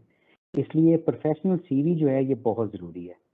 दूसरे नंबर पर अपना जो है ये एक्सपीरियंस समरी जो है और अचीवमेंट्स जो हैं उनको बुलेट पॉइंट्स में लिखें, जो पढ़ने के लिए इजी हों और अंडरस्टैंडेबल हों और रिलेट कर रही हों आपके प्रोफेशनल कैरियर के साथ और आप जिस जॉब के लिए अप्लाई करना चाह रहे हैं उसके साथ। और आपकी सीवी जो है वो टाइडी होनी चाहिए, देखने में भी और पढ़ने में भी तमाम की तमाम इंफॉर्मेशन जो है उसमें अवेलेबल होनी चाहिए। उसके बाद जो दूसरी चीज़ है, ऑब्जेक्टिव्स आपके क्या हैं, जिससे हायरिंग मैनेजर जो है ना वो आपको असेस करता है कि आपका पर्पस क्या है इस जॉब को अप्लाई करने के लिए। क्या आपके पास स्किल सेट है, क्या आपके पास क्वालिफिकेशन है, क्या आपके पास प्रोफेशनल मेंबरशिप्स हैं, क्या आपका पास्ट एक्सपीरियंस जो है इस करंट जॉब रिक्वायरमेंट को पूरा करता है, क्या आप सारे क्राइटेरियाज मीट करते हैं? ऑल्दो हमारे बहुत सारे माशाल्लाह एक्सपीरियंस जो कैंडिडेट्स हैं उनके पास ये सब कुछ होता है, क्वालिफिकेशन भी होती है, एक्सपीरियंस भी होता है, लेकिन वो उनकी सीवी एक्सप्लेन नहीं कर रही होती कि एक्चुअली जिस जॉब के लिए वो अप्लाई कर रहे हैं वो इसी जॉब के रिलेटेड उन्होंने सीवी जमा करवाई है या उन्होंने एक जनरल सीवी बनाई होती है जो हर एक फील्ड के लिए वो जस्ट क्लिक करके सबमिट कर देते हैं। तो ये एक बहुत बड़ी गलती है जिसको ठीक करने की ज़रूरत है। उसके अलावा जो न्यू जॉब सीकर्स हैं या लेस एक्सपीरियंस्ड हैं उनके लिए यानी मेरा मशवरा है कि अगर आप अपना कैरियर अभी शुरू कर रहे हैं या आप मिडल ईस्ट में स्विच करना चाह रहे हैं तो आप जो है ना अपने सीवी के अंदर जो है ऑब्जेक्टिव जो हैं उनको क्लियर लिखें, अपने नॉलेज एरिया और अपने स्किल्स के ऊपर जो है ना वो फोकस करें और हायरिंग मैनेजर जो है ना उसको नज़र आना चाहिए या जो आपका सीवी देख रहा है उसको नज़र आना चाहिए कि you are committed to succeed. अगर हम आपको एक चांस देंगे तो आप जो हैं उससे लर्न करेंगे और आपके अंदर वो पैशन है कि अगर आपको चांस दिया जाए तो आप वहाँ से सीखेंगे और आप एक वैल्यूएबल एसेट बन जाएंगे कंपनी का, तभी वो आपके ऊपर इन्वेस्ट करेंगे। अगर आपकी सीवी ये सब कुछ नहीं बता रही जो आप जिस जॉब के लिए आपने अप्लाई किया है तो ये आपको कोई चांस अवेलेबल नहीं होगा, कोई आपको उसके लिए जो है रिकमेंड नहीं करेगा। और ऑफ कोर्स जो है ना उससे बहुत सारे हमारे कैंडिडेट्स जो यंग प्रोफेशनल्स हैं, यंग ग्रेजुएट्स हैं और लेस एक्सपीरियंस्ड हैं वो इसी तरह से बहुत अच्छी जॉब से महरूम हो जाते हैं। तो काइंडली ये जो चीज़ है इसको टारगेट करें, इसकी डेप्थ में जो है इंशाल्लाह नेक्स्ट किसी सेशन में जो है आपको बताएंगे। अगर आपके इससे रिलेटेड कोई क्वेश्चंस हों तो आप काइंडली चैट बॉक्स में लिखें तो मैं आखिर में इंशाल्लाह उनका जवाब दूंगा आपको। अब हम मूव करते हैं हमारे जो एक्सपीरियंस पर्सनस हैं, मोस्टली जो इस वक्त मिडल ईस्ट में काम कर रहे हैं और जो इस वक्त मिडल ईस्ट से काम करके वापस जा चुके हैं, पाकिस्तान में हैं, मुख्तलिफ जगहों पर हैं। जब हम उनकी सीवीज रिसीव करते हैं थ्रू कंसल्टेंट्स, थ्रू रिक्रूटर्स या किसी और चैनल से या प्रोफेशनल वेबसाइट्स के ज़रिए से, तो उसमें हम देखते हैं कि उनका बहुत सारा पहले से एक्सपीरियंस होता है और उन्होंने काम भी किया होता है, लेकिन उनका जो स्किल सेट है और वर्क एक्सपीरियंस जो है वो प्रॉपरली डिफाइन नहीं होता। अब पता नहीं चल रहा होता कि एक जॉब उन्होंने साइट इंजीनियर की है, दूसरी जॉब उन्होंने प्रोजेक्ट मैनेजमेंट में की है, तीसरी जॉब उन्होंने क्यूएस में की है और इस तरह की डिफरेंट छोटी छोटी जो मिस्टेक्स होती हैं ना उसकी वजह से उनका सीवी ड्रॉप ऑफ हो जाता है। तो अपने प्रोफेशनल कैरियर के अंदर कंसिस्टेंसी रखें, अपने फील्ड जो हैं वो फ्रीक्वेंटली चेंज मत करें, एक ही एरिया को फोकस करें और फिर उसके ऊपर मेहनत करें और उसी के अंदर जो है ना अपना नाम बनाएं। और दूसरे नंबर पर हमेशा अपनी सीवी के अंदर अचीवमेंट्स जो हैं क्वांटिफाइबल रखें, यानी number of years of experience, आप किस किस फील्ड के अंदर आपका एक्सपीरियंस है, कितने बजट का प्रोजेक्ट था जो आपने कंप्लीट किया है, नंबर ऑफ इयर्स कितने थे, उसका जो है ड्यूरेशन कितना था और अगर आपने उसको जो है वो और किसी सक्सेस अचीवमेंट के साथ किया है तो उसको भी क्वांटिफाइबल रखें कि बंदा जब आपकी सीवी देखे तो उसमें एक टेबुलर फॉर्म के अंदर हो कि इतना जो आपका प्रोजेक्ट था, ये उसका बजट था, इतने साल का था और इतने साल आपने इसके ऊपर काम किया है। तो ये यानी इतना इजीली अंडरस्टैंडेबल हो कि जो आपका हायरिंग मैनेजर है वो सीवी देखते ही आपको समझ जाए कि आपने जिस जॉब के लिए अप्लाई किया है आप उसमें बेस्ट फिट हैं और आप इंटरव्यू के लिए कॉल किया जाए। अपनी अकम्पलिशमेंट्स, अचीवमेंट्स जो हैं उनको जो है ना लाजमी हाईलाइट करें और उनको भी अपनी सीवी के फ्रंट पेज का हिस्सा बनाएं, उसको बुलेट पॉइंट्स में लिखें। आपने अगर कोई प्रोजेक्ट जो है वो ऐसा किया है जो आपके लिए प्राउड है, आप उसके ऊपर प्राउड फील करते हैं, जो आपने एक नेशनल लेवल का प्रोजेक्ट किया है जिसको वर्ल्ड वाइड रिकग्नाइज किया जा रहा है, तो उसको भी उसमें मेंशन करें। उसके अलावा अगर कोई आपकी ऐसी एजुकेशन है या प्रोफेशनल मेंबरशिप है जैसा पहले लाइक साहब ने बताया, उसको भी आप हाईलाइट करें ताकि जो बंदा आपकी सीवी देख रहा है ना ही शुड अंडरस्टैंड कि आप के अंदर पैशन है, आप ईगर हैं और आप कॉन्टिन्यूस लर्नर हैं और एक्सपीरियंस भी हैं, इसलिए आपको इस इंटरव्यू के लिए बुलाना चाहिए, शॉर्टलिस्ट करना चाहिए और आपकी सीवी जो है वो वही बात बता रही है जो एक्चुअली आपका एक्सपीरियंस है। सबसे अहम और इम्पॉर्टेंट बात जो मैं आज आपको बताना चाहूँगा कि do not try to exaggerate your experience. कभी भी ऐसा नहीं करें, क्योंकि आप पकड़े जाएंगे।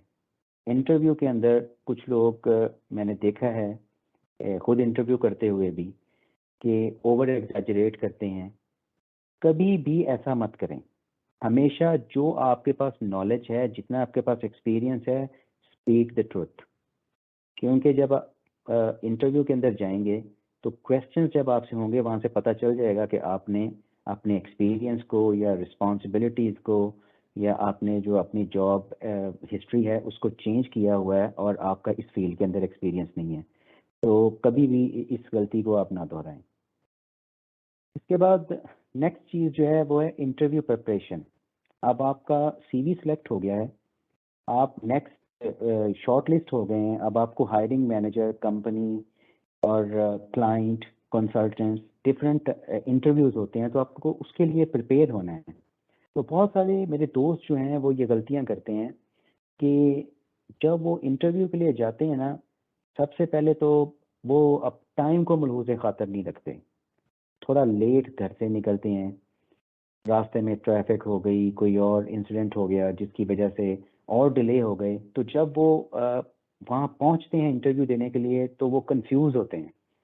तो इसलिए हमेशा जब भी आप फेस टू फेस इंटरव्यू के लिए जाएं या इवन ऑनलाइन इंटरव्यू हो, तो उसके लिए पहले से तैयार होके अपना सिस्टम चेक करें, अपना माइक चेक करें, अपनी ऑडियो चेक करें, अपने सॉफ्टवेयर इंटरनेट कनेक्शन चेक करें। अगर आप फेस टू फेस इंटरव्यू के लिए जा रहे हैं तो टाइम से वहाँ पहुँचें, कोशिश करें 10-15 मिनट अर्ली पहुँच जाएं, जाके वहाँ बैठें, रिलैक्स करें और अपने जो थॉट्स हैं उनको गैदर करें। और सेकंड जो चीज़ है, उसके बाद जब आप इंटरव्यू के लिए जा रहे हैं तो kindly carefully read the job description. जिस इंटरव्यू के लिए भी आप जा रहे हैं उसकी जॉब डिस्क्रिप्शन आपके पास होनी चाहिए। आप फॉर एग्जांपल कमर्शियल मैनेजर के लिए जा रहे हैं तो आपको पता होना चाहिए कि कमर्शियल मैनेजर का रोल क्या है, डे टू डे उसकी रिस्पॉन्सिबिलिटीज़ क्या हैं, उसका कोऑर्डिनेशन किस किस के साथ होता है, कौन कौन से जो है कॉन्ट्रैक्ट टाइप हैं, एट्सेट्रा। तो इस तरह यानी आप जिस जिस जॉब के लिए, आप इंजीनियरिंग जॉब के लिए जा रहे हैं, साइट इंजीनियर के लिए जा रहे हैं, तो आप उसकी भी जॉब डिस्क्रिप्शन पढ़ के जाएं। डे टू डे क्या रिस्पॉन्सिबिलिटीज़ हैं और उसकी क्या एक्सपेक्टेशंस हैं मेरे क्लाइंट की, और जिसके लिए मैं इंटरव्यू देने के लिए जा रहा हूँ उसकी रिक्वायरमेंट्स क्या हैं। ये एक की पार्ट है जिसकी जो है ना बहुत सारे लोग इसको ओवरलुक कर देते हैं। दूसरे नंबर पर जो एक इम्पॉर्टेंट चीज़ है, आप किसी भी कंपनी में, चाहे वो कॉस्ट कंसल्टेंट हो, कंसल्टेंट्स हो, क्लाइंट कंपनी हो या कॉन्ट्रैक्टिंग कंपनी हो, उस कंपनी के ऊपर रिसर्च करें। आज तो आपके पास गूगल अवेलेबल है, इंटरनेट अवेलेबल है, आप काइंडली थोड़ा टाइम स्पेंड करें, उसके मुतल्लिक जानें, उसका ऑर्गेनाइजेशनल स्ट्रक्चर जानें, उसके पास प्रोजेक्ट कौन कौन से हैं, उसकी हिरार्की कैसे है, उसके जो मेन स्टेक होल्डर्स हैं वो कौन से हैं, उसकी कंपनी की जो रिप्यूट है वो कैसी है। इससे आपको बहुत सारी इंफॉर्मेशन मिलेगी जो कि जॉब प्रिपरेशन, इंटरव्यू प्रिपरेशन में एक एसेंशियल है। क्योंकि आपसे जो इंटरव्यूअर होता है वो ये भी पूछ सकता है कि आप मेरी कंपनी के बारे में क्या जानते हैं। तो अगर आप वहाँ से ये आगे से उसको आंसर देते हैं कि जी मैं आपकी कंपनी के बारे में फ़िलहाल नहीं जानता, इट डजंट लुक नाइस। अब नेक्स्ट जो चीज़ है वो है ड्यूरिंग द इंटरव्यू। अब आप थोड़ा जैसे मैंने पहले कहा, टाइम से पहले पहुँचेंगे, थोड़ा रिलैक्स कर जाएंगे, और जब आप इंटरव्यू दे रहे होंगे तो आप काम होंगे, कलेक्टिव होंगे। उसके बाद यह कि इंटरव्यू के लिए जब आप जाएं, वो इंटरव्यू चाहे आपका फेस टू फेस हो या इंटरव्यू आपका स्काइप के ज़रिए हो, वो माइक्रोसॉफ्ट टीम के ज़रिए हो, ऑनलाइन हो, तो kindly dress properly, decent dress होना चाहिए। हेयर कट किया हो, शेव आपने, अगर आपने दाढ़ी रखी है, ट्रिम की हो, यानी यू शुड लुक लाइक कि आप जो है ना वो इंटरव्यू के लिए प्रिपेयर होके बैठे हैं, और जो आपके इंटरव्यूज पैनल में लोग बैठे हुए हैं उनको देख के अच्छा लगे कि ये बंदा प्रोफेशनल है और प्रोफेशनली प्रिपेयर होके बैठा हुआ है हमें फेस करने के लिए। तो ये एक बहुत अच्छा और जो है ना वेरी बेसिक चीज़ जो है ना ये है, और ये बड़ा अच्छा इंप्रेशन होता है इसका इंटरव्यू के अंदर। और जब आप इंटरव्यू में बैठे हुए हैं तो थोड़ी जो है ना तवज्जो से जो आपको क्वेश्चन कर रहे हैं उसको सुनने की कोशिश करें। इमीडिएटली आप कंक्लूजन या जो है ना उसका जवाब देने के लिए जंप नहीं करें। जो इंटरव्यूअर है आपका उसको अपना क्वेश्चन ख़त्म करने दें और फिर वो आपसे कहेगा कि नाउ यू कैन आंसर। तो फिर आप तब तक आपको थोड़ा टाइम मिल जाएगा, आप उस टाइम के अंदर अपने थॉट्स को गैदर करें, अपनी जो है वो ग्रामर को ज़रा बेहतर करें, क्योंकि मोस्टली इंटरव्यूज़ जो होते हैं वो इंग्लिश में होते हैं। तो इसलिए अपना जो है ना वो बिल्कुल एक जवाब है उसको प्रिपेयर करके रखें कि जब वो आपको कहे कि नाउ यू कैन रिप्लाई, तो आप जो है ना उसको प्रॉपर रिप्लाई कर सकें, ना कि उसके क्वेश्चन के बिल्कुल मिडल में या उसके क्वेश्चन शुरू होते ही आप अपना जवाब बना के फ़ौरन जो है ना उसको बताना शुरू कर दें। तो यू शुड वेट अनटिल जो है ना वो इंटरव्यूअर आपको ये नहीं कहता कि अब आप आंसर करें इस क्वेश्चन का, और उसके क्वेश्चंस को जो है ना वो अंडरस्टैंड करें before you answer. Also make sure कि आपके थॉट्स क्लियर हैं and you are sufficiently loud, यानी बहुत ज़्यादा आप ऊंची आवाज़ में नहीं बोलें, डिस्ट्रैक्शन हो रही है, पीछे कोई शोर है, कोई चीज़ है, तो आप ज़रा काम प्लेस जहाँ पर आप बिल्कुल अकेले बैठे हों, लॉक रूम हो, काम प्लेस के ऊपर बैठ के इंटरव्यू करें और इंटरव्यू दें, और बिल्कुल काम और कलेक्टिव रहें आप, और सफिशेंटली लाउड हों, बहुत ज़्यादा ऊंची आवाज़ में नहीं, बहुत ज़्यादा कम धीमी आवाज़ में मत बात करें जहाँ से ये इम्प्रेशन जाए कि आप जो है ना वो इस वक्त नर्वस हैं। तो ये चीज़ें जो हैं ये बड़ी इंपॉर्टेंट होती हैं इंटरव्यू प्रिपरेशन के लिए।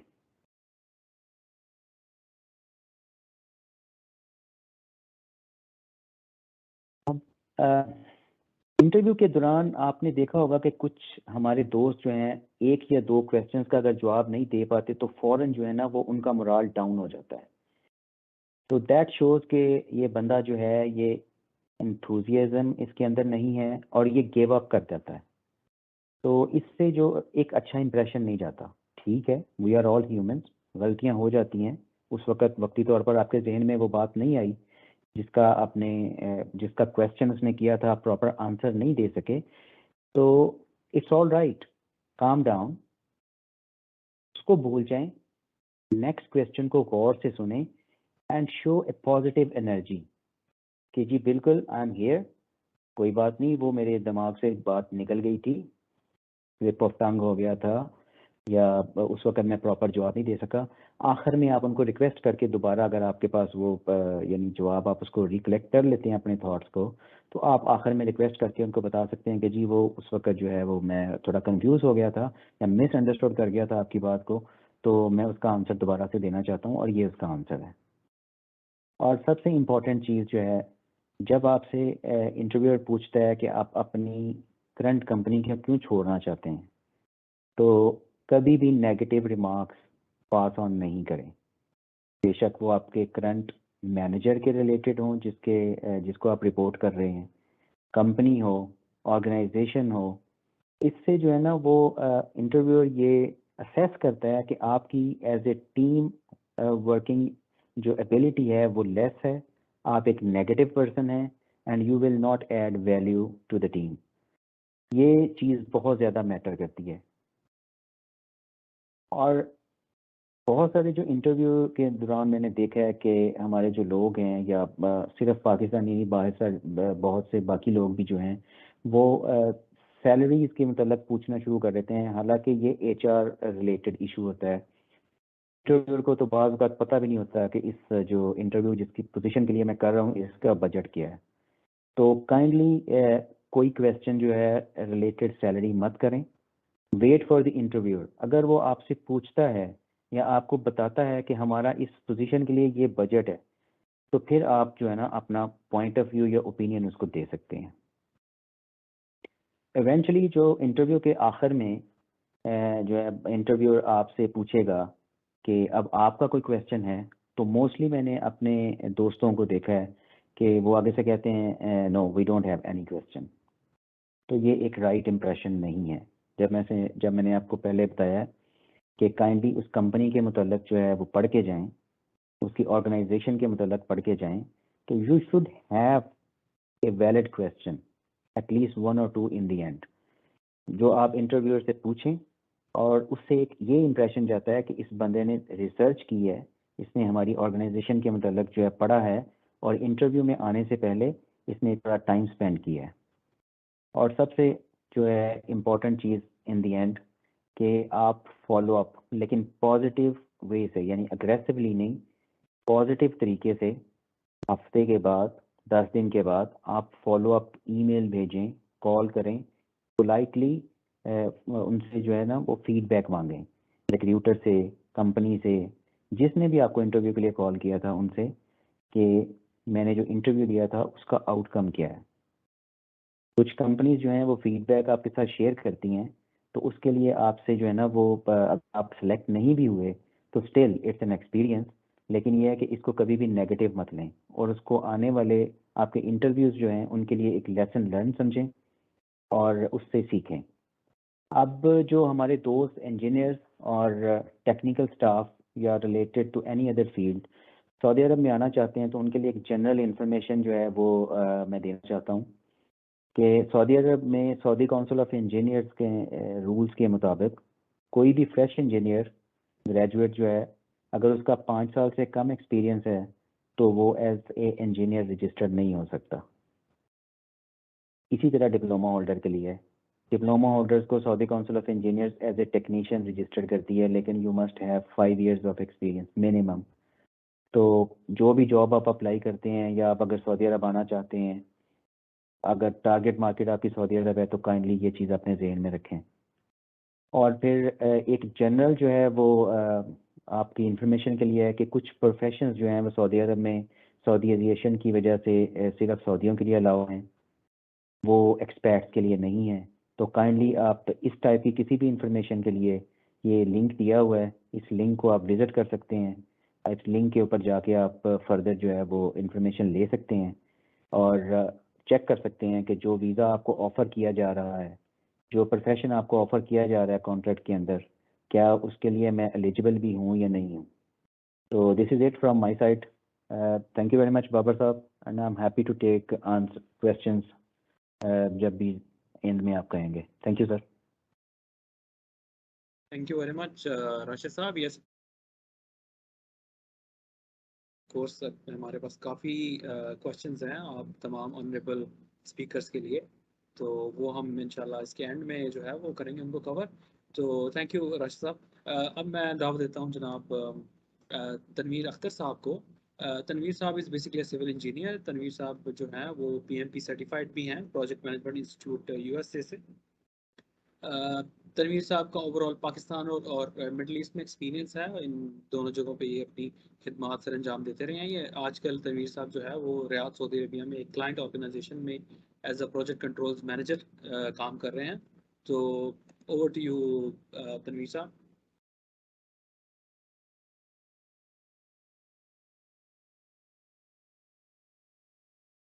अस्सलाम वालेकुम।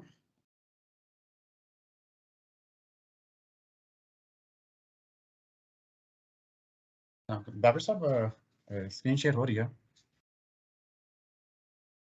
जी जी जी परफेक्ट। ओके, अस्सलाम वालेकुम। मेरा नाम तनवीर है। बाबर साहब ने इंट्रोडक्शन ऑलरेडी बता दिया, तो मैं इस पे ज़्यादा टाइम नहीं लूँगा। बेसिकली जो हमारा ये सेशन था, ये मेनली था job awareness session for engineering and technical staff. इसलिए लईक साहब ने और राशिद साहब ने अच्छी खासी इस टॉपिक पर रोशनी डाली है। तो अब ये क्योंकि हमारा एक वेबिनार नहीं, सीरीज ऑफ वेबिनार है, तो हमने इसमें सिर्फ प्रोजेक्ट कंट्रोल को थोड़ा टच देंगे और नेक्स्ट सीरीज के अंदर नेक्स्ट वेबिनार में हम इंशाल्लाह आप लोगों के फीडबैक पे जो टॉपिक होगा उसको हम मज़ीद एक्सप्लेन करेंगे। तो आज हमने थोड़ा सा इसमें प्रोजेक्ट कंट्रोल से रिलेटेड आपको इंट्रोडक्शन बताएंगे और इसमें let's start.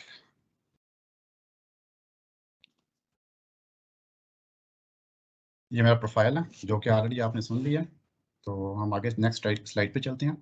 Project control, basically Pakistan में ज़ाहिर है प्रोजेक्ट कंट्रोल का ज़्यादा अवेयरनेस नहीं है। यहाँ सऊदीया में स्पेशल ये यहाँ पे डिपार्टमेंट्स हैं, प्रोजेक्ट कंट्रोल डिपार्टमेंट। अब लोग कंफ्यूज हो जाते हैं बाज़ दफ़ा कि प्रोजेक्ट कंट्रोल क्या है, क्या is the project control same as project management. कुछ लोगों की अंडरस्टैंडिंग होती है कि ये सेम ही फील्ड है, ये दो डिफरेंट चीज़ें नहीं है, लेकिन ऐसा नहीं है। प्रोजेक्ट कंट्रोल और project management two different field है। बेसिकली आप ये समझें जैसे एक प्रोजेक्ट है, तो प्रोजेक्ट मैनेजर जो है वो कैप्टन, वो है एक शिप का कैप्टन है। तो जो प्रोजेक्ट कंट्रोल होगा वो बेसिकली उसका नेविगेटर होता है। तो बेसिकली आप इसको प्रोजेक्ट सपोर्ट डिपार्टमेंट भी कह सकते हैं। और प्रोजेक्ट कंट्रोल जो है इसका मेन रोल क्या होता है? प्रोजेक्ट कंट्रोल जो है बेसिकली आपके प्रोजेक्ट्स में जो आपका प्रोजेक्ट मैनेजर है वो इंगेज होता है बेसिकली आपकी टेक्निकल टीम के साथ, और उसके अलावा जो उसकी फाइनेंशियल या बाकी डीलिंग्स होती हैं। लेकिन जो प्रोजेक्ट कंट्रोल है ये बेसिकली उस प्रोजेक्ट के जितने भी फाइनेंशियल मैटर हैं, उसके प्लानिंग के मैटर्स हैं, और इवन एस्टिमेशन, इन सब में इसने डीपली इन्वॉल्व होता है। और ये रिपोर्ट बना बना के प्रोजेक्ट मैनेजर को प्रेजेंट करता है, जिससे प्रोजेक्ट मैनेजर को ये अंदाज़ा होता है कि मेरा प्रोजेक्ट जो है वो अहेड है, बिहाइंड है, किस सिचुएशन पे है, कैसा नहीं है।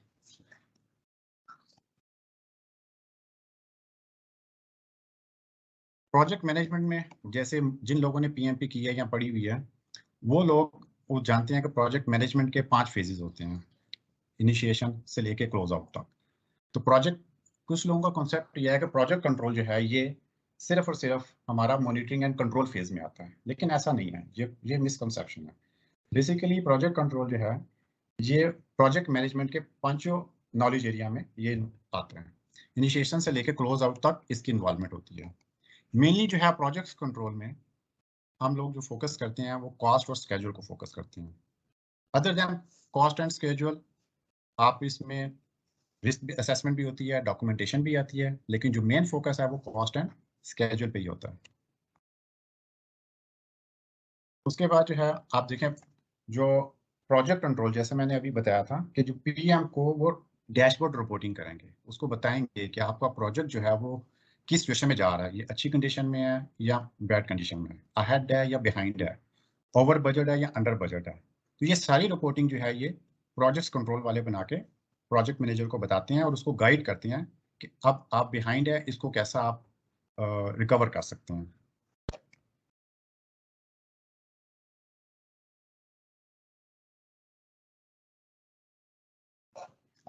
प्रोजेक्ट्स कंट्रोल में जो लोग आना चाहते हैं उनको कौन कौन से स्किल्स चाहिए बेसिकली?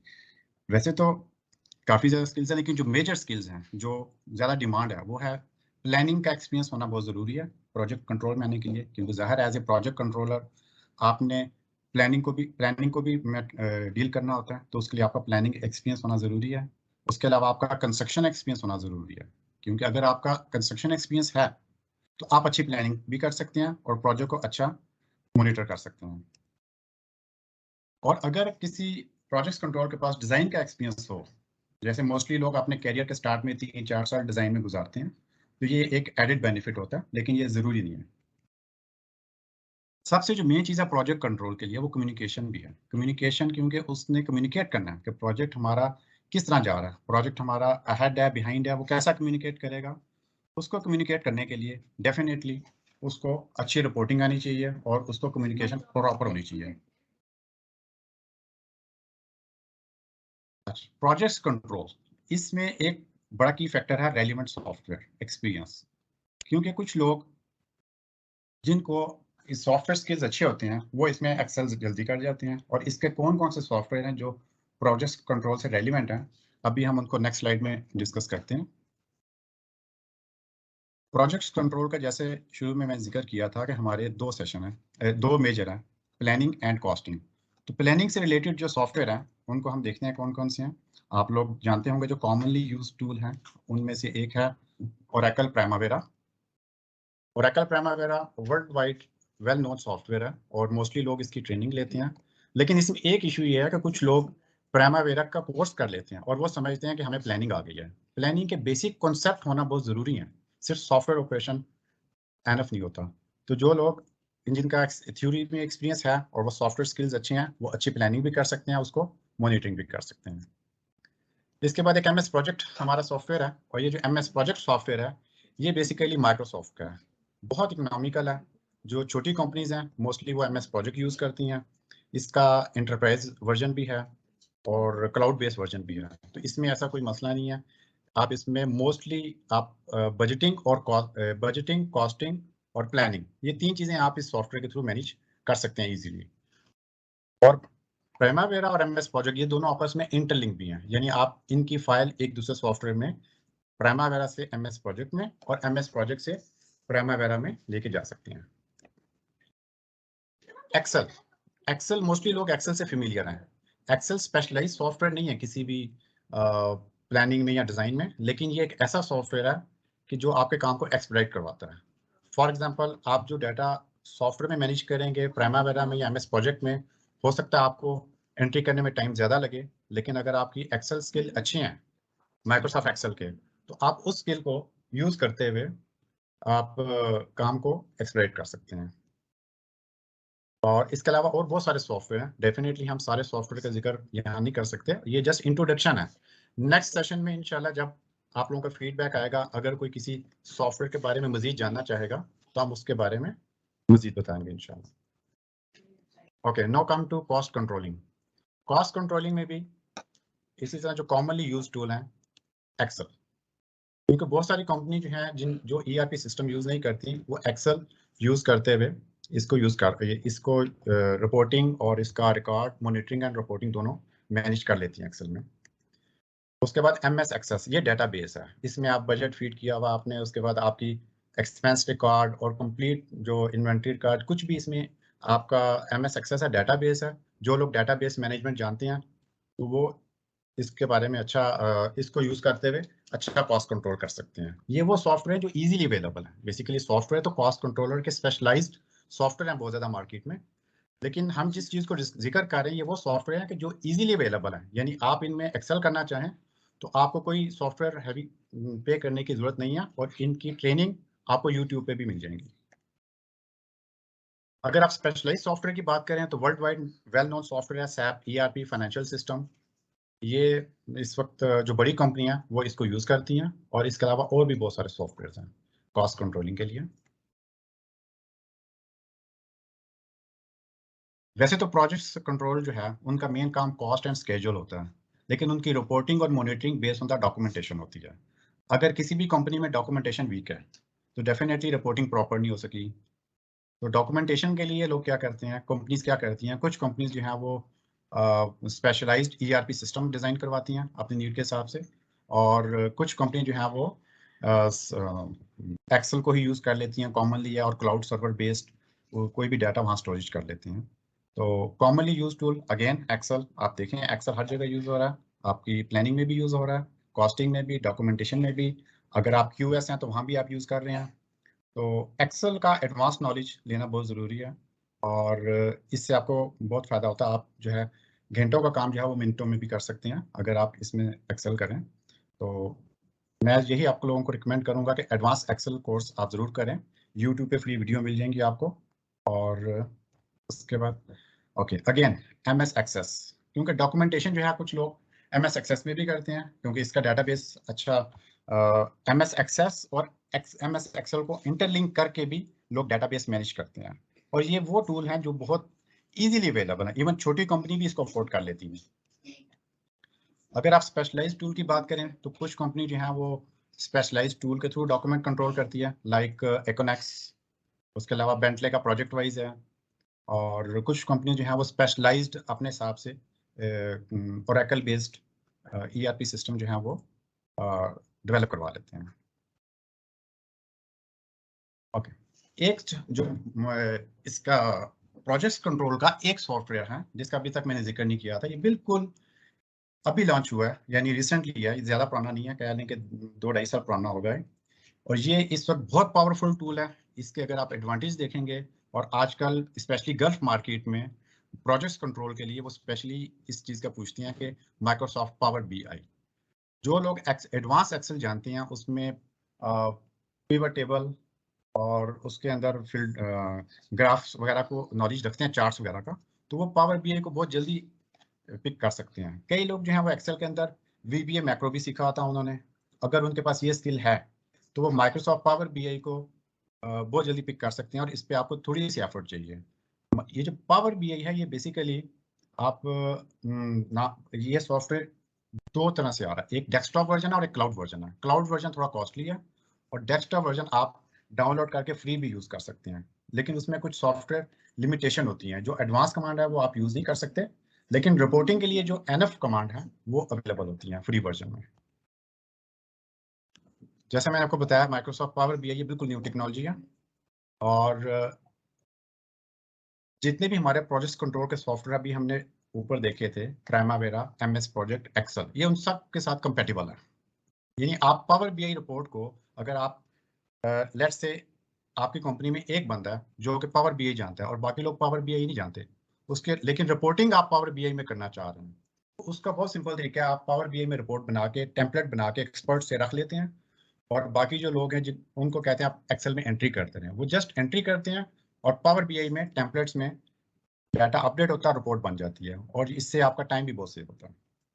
मोस्टली जितनी भी एग्जेक्टिव रिपोर्ट्स हैं, वीकली रिपोर्ट, मंथली रिपोर्ट्स, वो अभी कंपनीज जो है वो पावर BI की तरफ मूव कर रही हैं।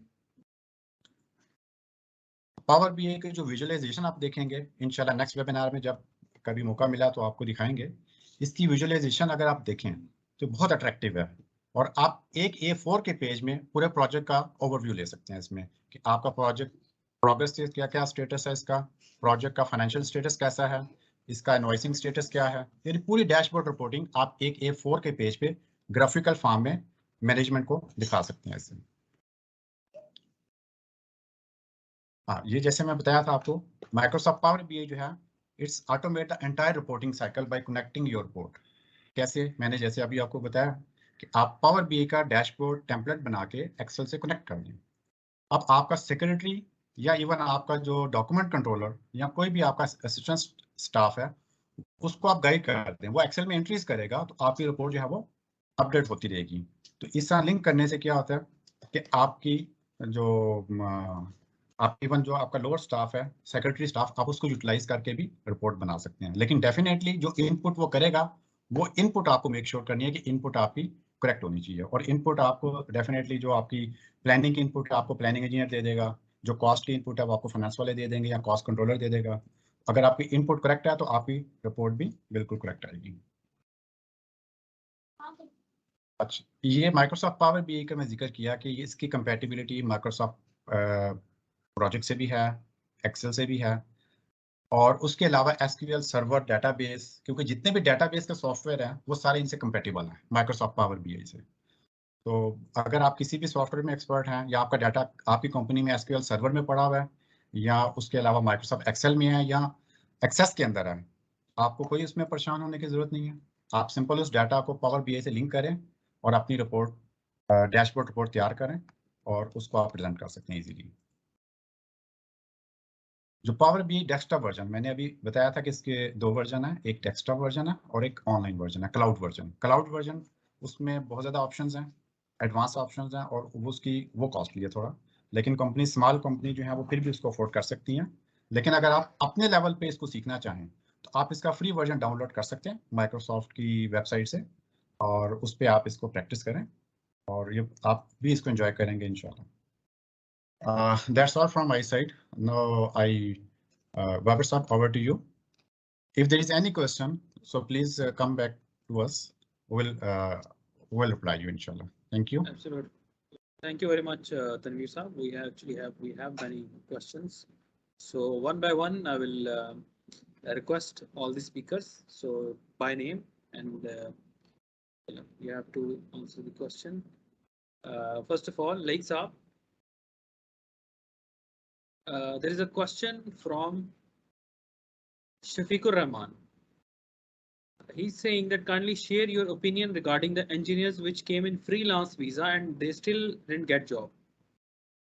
So ठीक है, बिल्कुल। जी, देखिए इसमें कुछ चीज़ें आपको यहाँ के लॉज के हिसाब से आपने समझना होगा। बहुत सारे ये आजकल एक ट्रेंड सा हो गया है कि सऊदीया से वो समझते हैं कि आज़ाद वीज़ा आप खरीद लीजिए, यहाँ पर आके आप अपनी जॉब चेंज कर लें। यहाँ पर प्रोफेशन जो है वो बहुत ज़्यादा मैटर करती है। अगर एक मरतबा आप किसी वक्त प्रोफेशन पर आ गए तो आपको अपना प्रोफेशन बाद में चेंज करने में मुश्किल होती है। बहुत सारे इंजीनियर्स होते हैं वो ये सोचते हैं कि चले यार हम कोई लेट्स से अगर वो इंजीनियर वीज़े पे ही आया हुआ है, उसके काम पे इंजीनियर लिखा हुआ है, तो उसके लिए चांसेस ऑफ कोर्स बढ़ जाते हैं। क्योंकि थोड़ा सा अनफॉर्चुनेटली ये भी है कि क्योंकि सऊदीया का जो वीज़ा प्रोसेस है काफ़ी लेंदी होता है, और आप बहुत से अटेस्टेशन रिक्वायरमेंट होती है, मतलब 2 से 3 महीने कभी कभी लग जाते हैं। तो उसके लिए कंपनीज आजकल एक यहाँ पर ये हो रहा है कि जितनी भी बड़ी कंस्ट्रक्शन कंपनीज हैं वो कहते हैं कि रेडीली अवेलेबल बंदा जो कि मार्केट में हो, जिसके पास इजीली ट्रांसफर का इकामा हो। तो अगर आप इंजीनियर वीजे पे हैं और आपका इकामा भी इंजीनियर का है और आप डिग्री होल्डर हैं या बीटेक होल्डर हैं, तो आपके लिए चांसेस वाकई बढ़ जाते हैं और आपको जॉब जल्दी मिल सकती है इंशाल्लाह, और आप फौरी तौर पे जॉब चेंज करके नई कंपनी में जा सकते हैं। मगर अगर आप इंजीनियर हैं मगर आपने वीज़ा किसी और कैटेगरी में ले लिया है, तो वो जो कंपनी में जब आप इंटरव्यू दे देंगे मगर उसके बाद आपको प्रोसेस से मुश्किलात आ सकती हैं। तो हाँ, इसका जवाब मतलब बहुत स्ट्रेट फॉरवर्ड में येस भी नहीं बोलूँगा और नो भी नहीं। हाँ, अगर आपका वीज़ा अगेन इंजीनियर कैटेगरी में है तो आपके चांसेस बढ़ जाएंगे इंशाल्लाह। नेक्स्ट क्वेश्चन सोहेल साहब के लिए। Sohail Saab, there is, I think, one lady, Hudaybia Farooq. She have a question that I want to ask. She want to ask that is there any opportunity for female engineers in the field?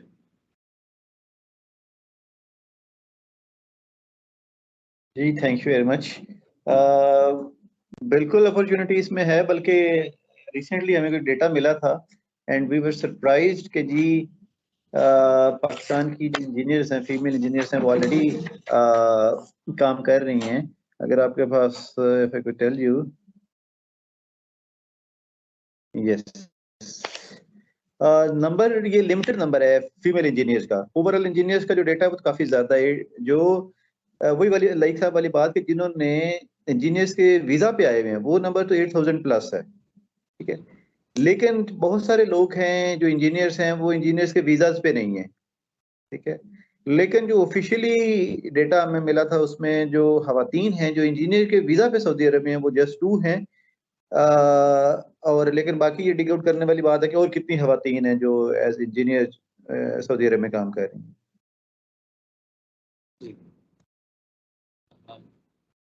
लेकिन sorry, एक और चीज मैं add करना चाहूंगा कि अब Saudi Arabia is very different from the perception we had. अब आप देखते हैं कि रात में आपको कोई मॉल नहीं नजर आता कि जिसमें खवातीन ना हो। Everywhere you see women working. और Saudi Arabia is very quickly opening. और अब ये खवातीन के लिए भी बहुत अच्छा है। Working environment is very we cannot compare it with Europe, but it's very quickly improving. So खवातीन जो है हमारी जो फीमेल इंजीनियर्स हैं, they can also try for the jobs. Thank you, Sohail Saab. एक और क्वेश्चन है, any scope for engineers of 60 years of age? So मतलब in general इसको भी किया जा सकता है कि ओवरऑल किसी 60 years ओल्ड प्रोफेशनल के लिए यहाँ पे स्कोप है अभी सऊदी अरेबिया में? Actually, as कुछ कंपनीज में हैं, कुछ 70 प्लस इंजीनियर्स भी हैं जो थ्रू जिन्होंने अपनी लाइफ स्पेंड की है यहाँ पे। लेकिन जो है जो 60 बिलो लोग हैं, जो सुपर इनोवेशन पाकिस्तान में मानी जाती है वो यहाँ पे भी समझी जाती है। और 60 के बाद job is very difficult until कि जी आप किसी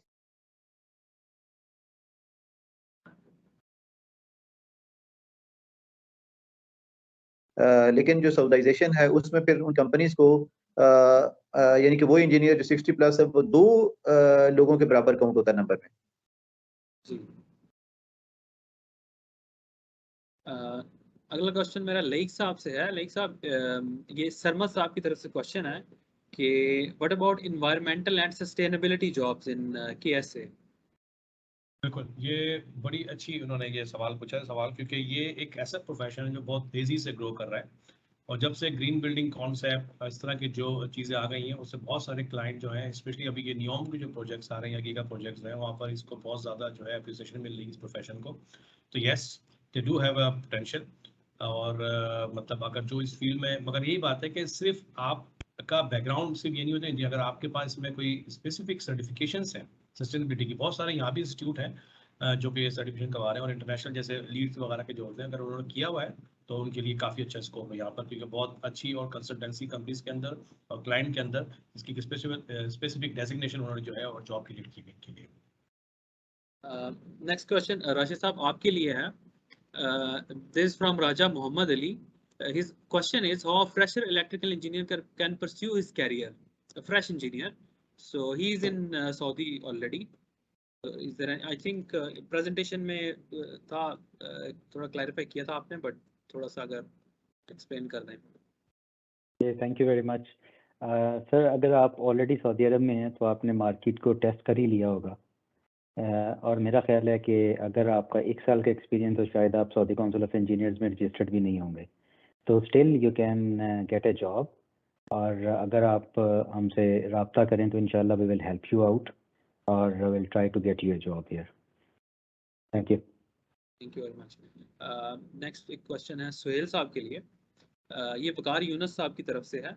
Is there any chance if you are on a visit visa and any company can sponsor you so that you go back and come back on their own visa, on the company visa? जी, इस scenario में अगर आप visit visa पे हैं तो you can go for the interviews, तो अब आप हंट कर सकते हैं, लेकिन आपका इकामा स्विच नहीं हो सकता। You will have to leave Saudi Arabia and come back on the new visa, तो दिस इज वेरी क्लियर। एक और क्वेश्चन है सुहेल साहब आपके लिए कि any IT related jobs IT sector में है कोई ऐसी गुंजाइश पाकिस्तानियों के लिए जो पाकिस्तानी इंजीनियर्स या टेक्नीशियन है? यस, डेफिनेटली आईटी सेक्टर में बहुत ज़्यादा स्कोप है, और जो आईटी के एक्सपर्ट्स हैं हम उनके लिए स्पेशल एक सेमिनार भी करेंगे। हमारी उनके साथ ऑलरेडी कोऑर्डिनेशन चल रही है, और आईटी जो देखें ना, लोग फ्रीलांसर्स के तौर पर काम कर रहे हैं। हमारी डिफरेंट कंपनियां जो लाहौर बेस्ड कंपनियां वो काम कर रही हैं, लेकिन यहाँ पे सऊदी अरब में जॉब्स के लिए हम एक स्पेशल इनके लिए वेबिनार रखेंगे ताकि लोग ज़्यादा से ज़्यादा फायदा उठा सकें, but there is huge scope for these people. Thank you sir. Next question है लेक साहब के लिए। एक तो अदनान तारिक साहब है, वो श्रीलंकन यूनिवर्सिटी जो बीएससी क्वांटिटी सर्विंग करा रही है उसके बारे में थोड़ी मालूमात देना चाहते हैं। डेफिनेटली बिल्कुल बिल्कुल। एक्चुअली अदनान साहब, नाम बताया आपने बाबर साहब? जी अदनान तारिक जी। अदनान साहब, आप एक काम कीजिएगा, हमने जो व्हाट्सएप नंबर आपको दिया हुआ है आप उस पर कांटेक्ट कर लीजिए, तो हम आपको उनकी तमाम डिटेल्स भेज देंगे। मगर मैं आपको इन शॉर्ट बता देता हूँ, ये जो श्रीलंकन यूनिवर्सिटीज़ है बेसिकली ये एफिलिएटेड है यूके की यूनिवर्सिटी के साथ, जैसे बर्मिंघम यूनिवर्सिटी है, बर्मिंघम सिटी यूनिवर्सिटी, और इन्होंने वहाँ से कोर्सेज को जो है वो अपने एफिलिएट किया हुआ है, और इनके जो कैंपसेस हैं श्रीलंका के अंदर के वहाँ से डिग्री इशू कर रहे हैं, मगर ये जो है वो रिकग्नाइज है, इनकी डिग्री जो है वो एक्सेप्टेबल है। तो डिटेल्स हैं, उनके फ़ोन नंबर, कॉन्टैक्ट डिटेल्स वो हम आपके साथ शेयर कर लेंगे। आप हमसे व्हाट्सएप पे कॉन्टैक्ट कर लीजिएगा, हम आपको फ्लायर्स जो भी उनके होंगे इन्फॉर्मेशन हमारे पास हम आपको शेयर कर लेंगे। Thank you. राशिद साहब, ये क्वेश्चन है और definitely I think it's very obvious, we are going to do that. Mohammad Yasin साहब वो रिक्वेस्ट कर रहे हैं कि if we can share the sample resumes for quantity surveying and the related resumes. जी बिल्कुल, इंशाल्लाह ताला हम लोग शेयर करेंगे, और स्लाइड्स के साथ मैं आपको फॉर्मेट दे दूंगा, तो आप उसको सर्कुलेट कर लीजिएगा। अगेन फॉर्मेट जो है वो कोई इसका स्टैंडर्ड फॉर्मेट नहीं होता। आप फॉर्मेट जो है वो कोई भी सैंपल ले सकते हैं, लेकिन कंसिस्टेंसी जो होती है फ़ॉन्ट की जो है ना वो ज़रूरी होती है, और प्रेजेंटेशन, और जैसे मैंने सारा कुछ बताया वैसे ड्राफ्ट फॉर्मेट इंशाल्लाह हम शेयर करेंगे स्लाइड्स के साथ। Thank you. Thank you. Suhail साहब, नेक्स्ट क्वेश्चन है सर आपके लिए कि अमजद हुसैन साहब की तरफ से, he want to know that if there is any jobs in accounting and finance sector. जी अमजद साहब, डेफिनेटली देखिए ना, अकाउंट्स वगैरह में जॉब्स हैं, लेकिन अभी रिसेंटली 2 सालों में एक सऊदी अरब में तब्दीली आई है, वो सऊदाइजेशन है। आपको इसके बारे में यकीनन पता चला होगा कि अनएम्प्लॉयमेंट सऊदी अरेबिया में भी है, और जो गवर्नमेंट यहाँ की है उनकी यकीनन ये प्रायोरिटी भी है कि हम अपने लोगों को एंगेज करें। इसके लिए उन्होंने हर कंपनी के ऊपर लागू ये कर दिया है कि जी सर्टेन नंबर ऑफ जॉब्स हैं वो सऊदीज के लिए मुख्तस होनी चाहिए, और उनमें कुछ सर्टेन प्रोफेशंस हैं कि जो बिल्कुल ही सऊदीज के लिए मुख्तस किए गए हैं, जैसे HR है, जैसे सेल्स है, अकाउंट्स का जो है ये भी काफ़ी हद तक उसमें अफेक्ट हो गया है। तो एक टाइम तो था कि सारी कंपनीज में मेजर जो फाइनेंस के अकाउंट्स के लोग होते थे वो पाकिस्तान के थे। अब लेकिन जो है उसमें थोड़ी डिफिकल्टी आती जा रही है with the passage of time. तो लेकिन हम कोशिश करेंगे कि इससे रिलेटेड भी हम काम कर लें, फिर आपके साथ वेबिनार रखेंगे कि जी किस तरह से अकाउंट से रिलेटेड जॉब्स जो हैं वो सऊदी अरब में आप फंड कर सकते हैं। Thank you very much sir, thank you. लेक साहब, अगला क्वेश्चन उमर बिन अब्दुल अजीज साहब के उनकी तरफ से है। तो वो चाह रहे हैं कि हम लोग HSC के बारे में थोड़ा सा एक्सप्लेन करें, तो आप थोड़ा बता दीजिएगा अगर नेक्स्ट हम किसी वेबिनार में करेंगे या जैसा आपका। जी बिल्कुल, एक्चुअली HSC का वाकई टॉपिक एक बहुत वास्ट है और कुछ प्रॉब्लम्स हमें पता चली हैं कि इस वक्त जॉब के सिलसिले में और कंपटीशन बहुत ज़्यादा है इसके अंदर। मगर मैं आपको ये बात कहूँगा, देखिए HSC के प्रोफेशनल जो है वो इस वक्त इसमें सऊदीज़ भी हैं ऑफ कोर्स, बट इसके साथ साथ एक बहुत बड़ी कम्युनिटी जो है वो दूसरे ममालिक से भी आती है और इसमें पाकिस्तानी भी बहुत बड़ी तादाद है। अनफॉर्चुनेटली कुछ रिसेंटली कुछ लोगों की जॉब इसमें जो है वो लॉस हो गई थी। तो मैं उनको ये एडवाइस करूंगा कि आप HSC के देखें, वही जो हमने अपनी फील्ड के लिए बात की थी आपके लिए भी, HSC के बहुत से कोर्सेज ऐसे हैं जो कि आप करें तो आपकी प्रोफाइल स्ट्रांग हो सकती है, आपके चांसेस ऑफ जॉब बढ़ सकते हैं। एक तो लोग वही होता है कि जी घूम पे कैसे निबोश कर लिया, निबोश एक जस्ट ऐसा है कि हर दूसरे सेफ्टी के पास जो निबोश का सर्टिफिकेशन होता है, फिर आप पूछेंगे जी व्हाट एल्स। तो उसके अलावा इसके अंदर भी एक चार्टर्ड मेंबरशिप होती है जो कि institute of occupational safety and health की होती है, आप वहाँ वो कोर्स करें। उसके अलावा इसमें ग्रेजुएशंस भी होती हैं एंड देन एक MIIRSM जो मेंबरशिप होती है, basically international institute of risk and safety. तो ये वो कोर्सेज हैं कि अगर आप इन कोर्सेज पे कर लें, अगर आप थोड़ा सा टाइम निकाल के और थोड़ा सा पैसे एक्सपेंड करके, तो आपका प्रोफाइल स्ट्रांग हो जाएगा और ऑफ कोर्स आपके चांसेस जो हैं वो और ज़्यादा बेहतर और मौके बढ़ जाएंगे आपके इंशाल्लाह। Thank you. तनवीर साहब, एक क्वेश्चन आपके लिए हबीबुल्लाह साहब की तरफ से कि please asking that sir what about LEED green associate certification? Which certification? LEED green associate. LEED green, हाँ, basically LEED green association building से रिलेटेड, ये इसका प्रोजेक्ट्स कंट्रोल से तो रिलेशन नहीं है, लेकिन डिज़ाइन डिपार्टमेंट में बेसिकली इसकी यहाँ डिमांड है, स्पेशली सऊदीया में कुछ प्रोजेक्ट्स में ये स्पेशल लीड सर्टिफिकेशन डिमांड करते हैं। जी चलें, थैंक यू। राशिद साहब, ये क्वेश्चन आपके लिए, थोड़ा प्लीज इसको इलाबोरेट कीजिएगा क्योंकि आई थिंक ये एक मोटिवेशनल फैक्टर है। तो क्वेश्चन है असलान अख्तर साहब की तरफ से। His question is what is average salary range of graduate engineers in quantity surveying profession in KSA? तो ये प्लीज काइंडली इस पर थोड़ा सा, क्योंकि ये काफी मोटिवेशन मिलती है लोगों को इससे। Charan ji, thank you very much. Don't quote me sir wrong. Basically ये डिपेंड करता है आपके एक्सपीरियंस के ऊपर, आपकी सर्टिफिकेशंस के ऊपर, आपकी मेंबरशिप्स के ऊपर, आप का जो वर्किंग एक्सपीरियंस है उसके ऊपर। ग्रेजुएट इंजीनियर जो है एज ए क्वांटिटी सर्वेयर, अगर उसका 5 से 6 साल का एक्सपीरियंस है तो उसकी जो स्टार्ट सैलरी है एज पर मार्केट वो 8 to 10,000 सऊदी रियाल है। और by the experience you can earn up to 45 to 50,000 Saudi riyals a month. But you have to have 15 to 20 years of experience for that position as a commercial manager, commercial director, associate director.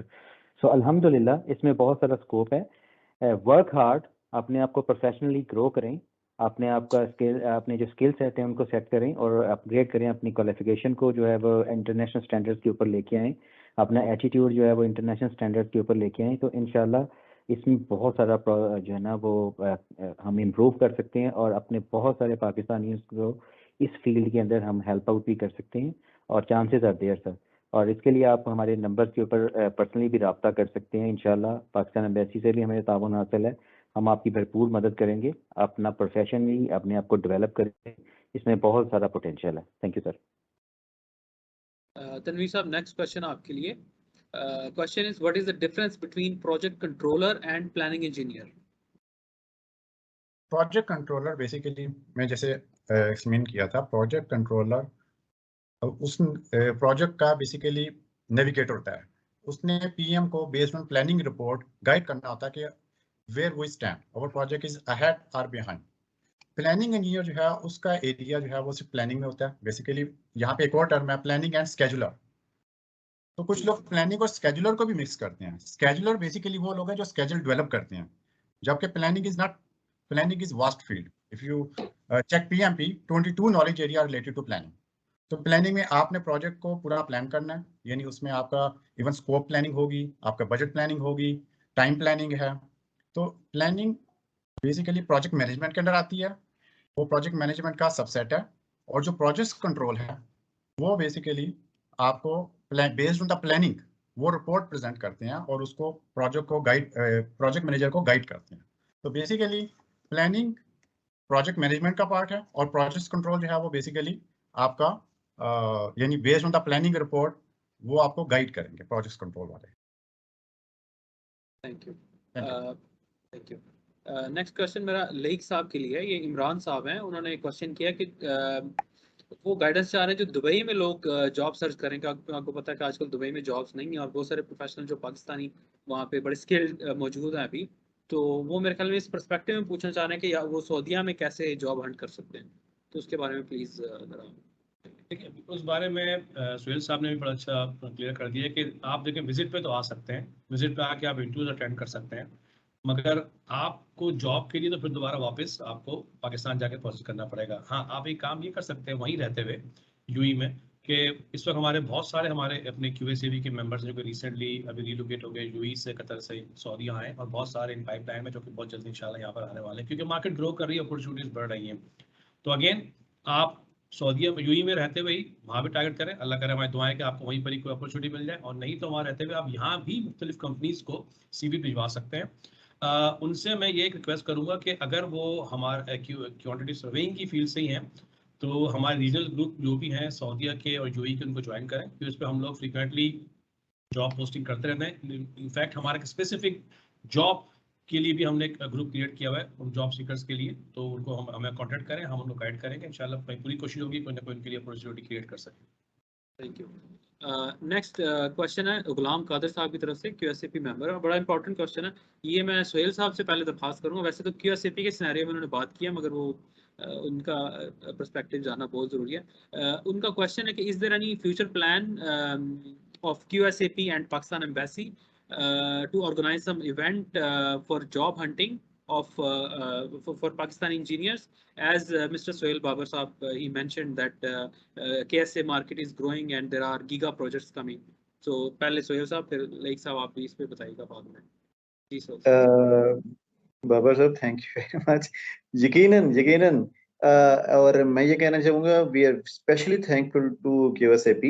और ये देखें एक we provided a great opportunity to those people who are interested in this, और so much so कि जी I was wondering कि जो लोगों के लाइफ का एक्सपीरियंस होता है, जो ट्रेड सीक्रेट्स होते हैं, वो शेयर किए गए हैं। लाइक साहब ने शेयर किए हैं, राशिद साहब ने CV से मुतालिक बहुत ही अच्छी चीज़ें बताई हैं जो लोग नहीं करते। जो लोग बड़ी ज़्यादा, आप यही चीज़ के लिए आप कंसल्टेंट हायर करेंगे, बड़े आपको पैसे चार्ज करेगा, फिर भी ये सारी चीज़ें नहीं बताएगा, जो कि फ्री ऑफ कास्ट लोगों को बताई गई हैं।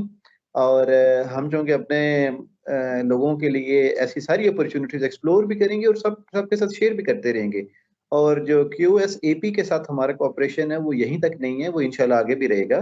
सारे बड़े अच्छे लोग हैं जो मुहिबे वतन और दिल से चाहते हैं कि जी हम पाकिस्तान के लिए कुछ कर सके। तो this is just the beginning.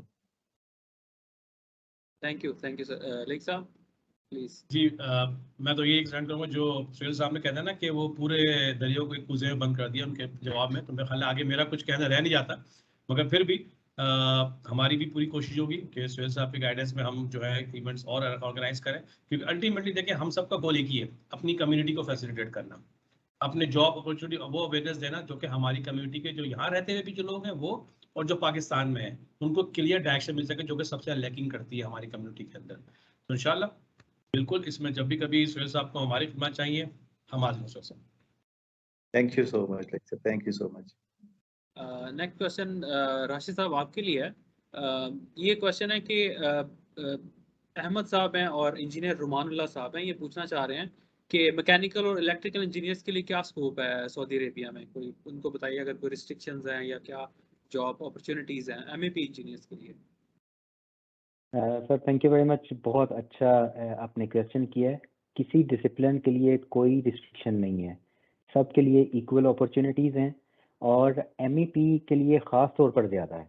अगर आप मैकेनिकल इलेक्ट्रिकल इंजीनियर हैं, आपके पास एक्सपीरियंस हैं, तो potential is there, opportunities are there, लेकिन वही बात है, आपको उनको जो है राइट टाइम पे हिट करना है, अपना प्रोफेशनल एक्सपीरियंस शो करना है, और उसके लिए इंशाल्लाह गाइडेंस प्रोवाइड करेंगे। पाकिस्तान एम्बेसी कर रही है, हम लोग भी आपकी हेल्प करेंगे जहाँ जहाँ पर कर सकते हैं। अपने आपको प्रोफेशनली जो है वो पॉलिश करें, ग्रो करें, और इंशाल्लाह सबके लिए इक्वल अपॉर्चुनिटीज़ हैं। Civil, electrical, mechanical, environmental, chemical, किसी भी डिसिप्लिन का इंजीनियर है उसकी हर तरह से यहाँ पर ज़रूरत है, और इंशाल्लाह मार्केट ओपन है उनके लिए। I hope answer the question. Like साहब एक क्वेश्चन है रिक्स स्पेसिफिक, वकास शमीम साहब हैं, वो पूछना चाह रहे हैं कि अगर वो बीएससी ऑनर्स क्वांटी सर्विंग करते हैं रिक्स एक्रेडिटेड यूनिवर्सिटी यूके से as a top up program and अब वो MRICS करना चाह रहे हैं, तो वो उनको ग्रेजुएट रूट ऑब्वियसली वो एक्सपेक्ट करते हैं ग्रेजुएट रूट दिया जाएगा, बट वो उनका क्वेश्चन ये है कि उनको APC की तरफ से ये कहा जा रहा है कि वो जो है वो APC के ही रूट में जाएं। अच्छा, देखिए अभी रिसेंटली RICS ने बहुत सारे अपने राउट्स को जो है उन्होंने जो है रीडिज़ाइन किया है, और इस वजह 2-3 प्रोमिनेंट हैं। एक वो जिनके पास डिग्री है, आई मीन एक्रेडिट डिग्री नहीं, ओनली डिग्री होल्डर है और 5 साल प्लस एक्सपीरियंस है, वो लोग जो हैं वो लोग उनके लिए APC अदर्स है। जो लोग के पास डिग्री एक्रेडिट डिग्री है RICS की और 5 ईयर प्लस एक्सपीरियंस है, उनके लिए प्रीलिम्स का रूट है। तो काफ़ी सारे राउट हैं जो कि उन्होंने जो है वो डिफाइन किए, मगर क्योंकि जैसे उन्होंने अभी कहा है कि इनके पास 11 डिग्री है जो कि एक्रेडिट है RICS के साथ, तो इनके लिए जो APC का रूट है यही इस वक्त सुटेबल है और इसी के थ्रू जो है ये अपनी मेंबरशिप ले सकते हैं।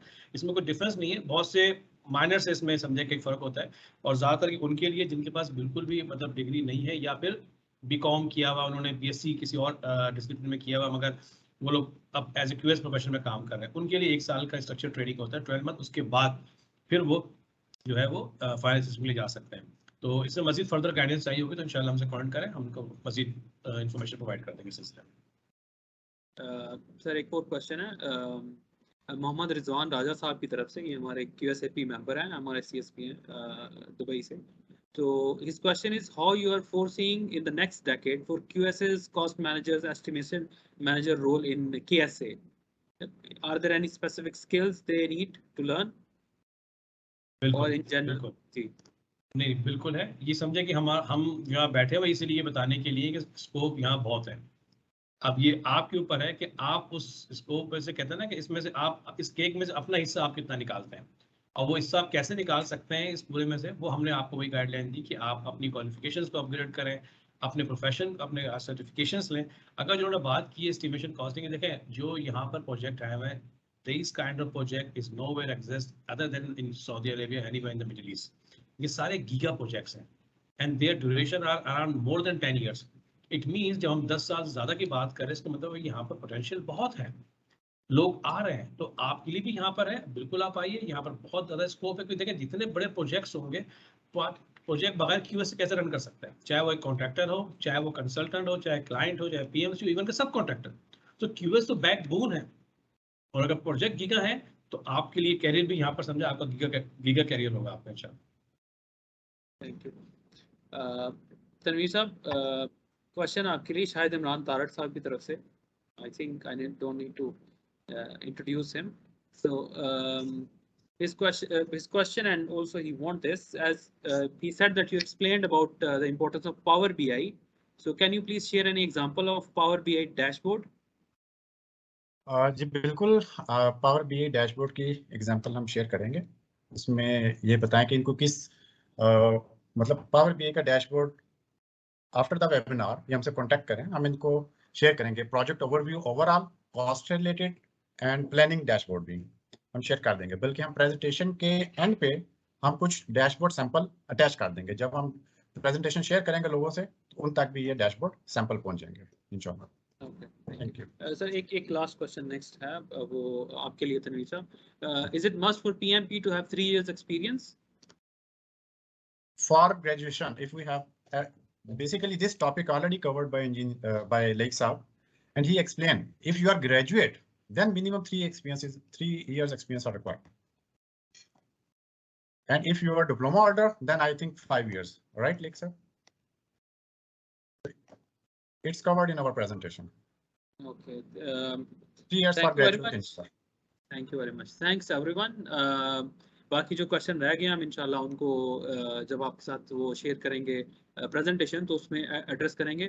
तो आखिर में मैं दावत दूंगा सुहेल साहब को, वो थोड़ा एक्सप्लेन करें और गुड बाय का भी जो है वो कर दें। जी thank you very much Babar साहब। मैं बेसिकली ये कहना चाहूँगा कि जो हमारे ऑडियंस हैं कि this world belongs to the people who have some skill, और दुनिया बदल चुकी है, हमें भी बदलने की ज़रूरत है। ग्रो करने के लिए हमें वही एजुकेशन चाहिए, वही कोर्सेज चाहिए जिसकी इंडस्ट्री में ज़रूरत है। और ये जो उनके बहुत बड़ी इकानमी है, $800 बिलियन की इकानमी है और ह्यूज प्रोजेक्ट्स हैं, तो ये अट्रैक्टिव मार्केट रहेगी हमारे लोगों के लिए और हर तरह के प्रोफेशनल के लिए आगे आने वाले कई सालों के लिए। और जो हमने आप लोगों के कोऑपरेशन से, QSAP के कोऑपरेशन से ये स्टार्ट किया है, ये हम इंडस्ट्री में जहाँ जहाँ पे भी गैप्स हैं, जहाँ जहाँ पे हमारे लोग एडजस्ट हो सकते हैं और किन सलाहियतों के साथ, किन कोर्सेज के साथ वो यूज़फुल हो सकते हैं, हम ये सिलसिला शुरू किया है और इंशाल्लाह इसको आगे बढ़ाएंगे। मैं पूरी उम्मीद रखता हूँ कि जिन लोगों ने ज्वाइन किया है, रजिस्टर किया है, उन लोगों ने ज़रूर राशिद साहब से, लईक साहब से, तनवीर साहब से कि जी इनकी जो वैल्यूएबल टॉक्स से उससे बेनिफिट उठाया होगा। जिन लोगों ने हमारे साथ रजिस्टर किया है, हम उनके साथ आई वुड लाइक कि जी हम जॉब के लिए जो ऑप्शंस है हमारे पास, जो वेबसाइट्स हैं जहाँ से वो जॉब ले सकते हैं, वो भी ज़रूर उनके साथ शेयर करेंगे जिन्होंने रजिस्टर किया है। और इस उम्मीद के साथ कि हम इस सिलसिले को आगे बढ़ाएंगे, मैं आपका दिल से शुक्रिया अदा करना चाहूँगा लाइक साहब का और आपकी पूरी टीम का। इट्स वंडरफुल सेशन और आप लोगों ने बड़ा कोऑपरेट किया हमारे साथ, मोर देन आप विलिंग थे कि जी हम इसको ज़रूर करें। आप लोगों की इंथ्यूजिज्म जो थी, this was really exciting. I am very grateful to you. Thank you very much. Thank you sir, thank you. So once again thanks for joining us. Please आप लोग अपनी सजेशंस जो हैं वो पाकिस्तान एम्बेसी और QSAP के सोशल मीडिया प्लेटफॉर्म्स पे ज़रूर दें, ताकि उन सजेशंस को देखते हुए आप लोगों की रहनुमाई की जा सके और मज़ीद इस तरह के इंटरेक्टिव वेबिनार्स जो है वो कंडक्ट किए जा सकें। तो until then, thank you very much and Allah Hafiz and Pakistan Zindabad. Thank you. Allah Hafiz.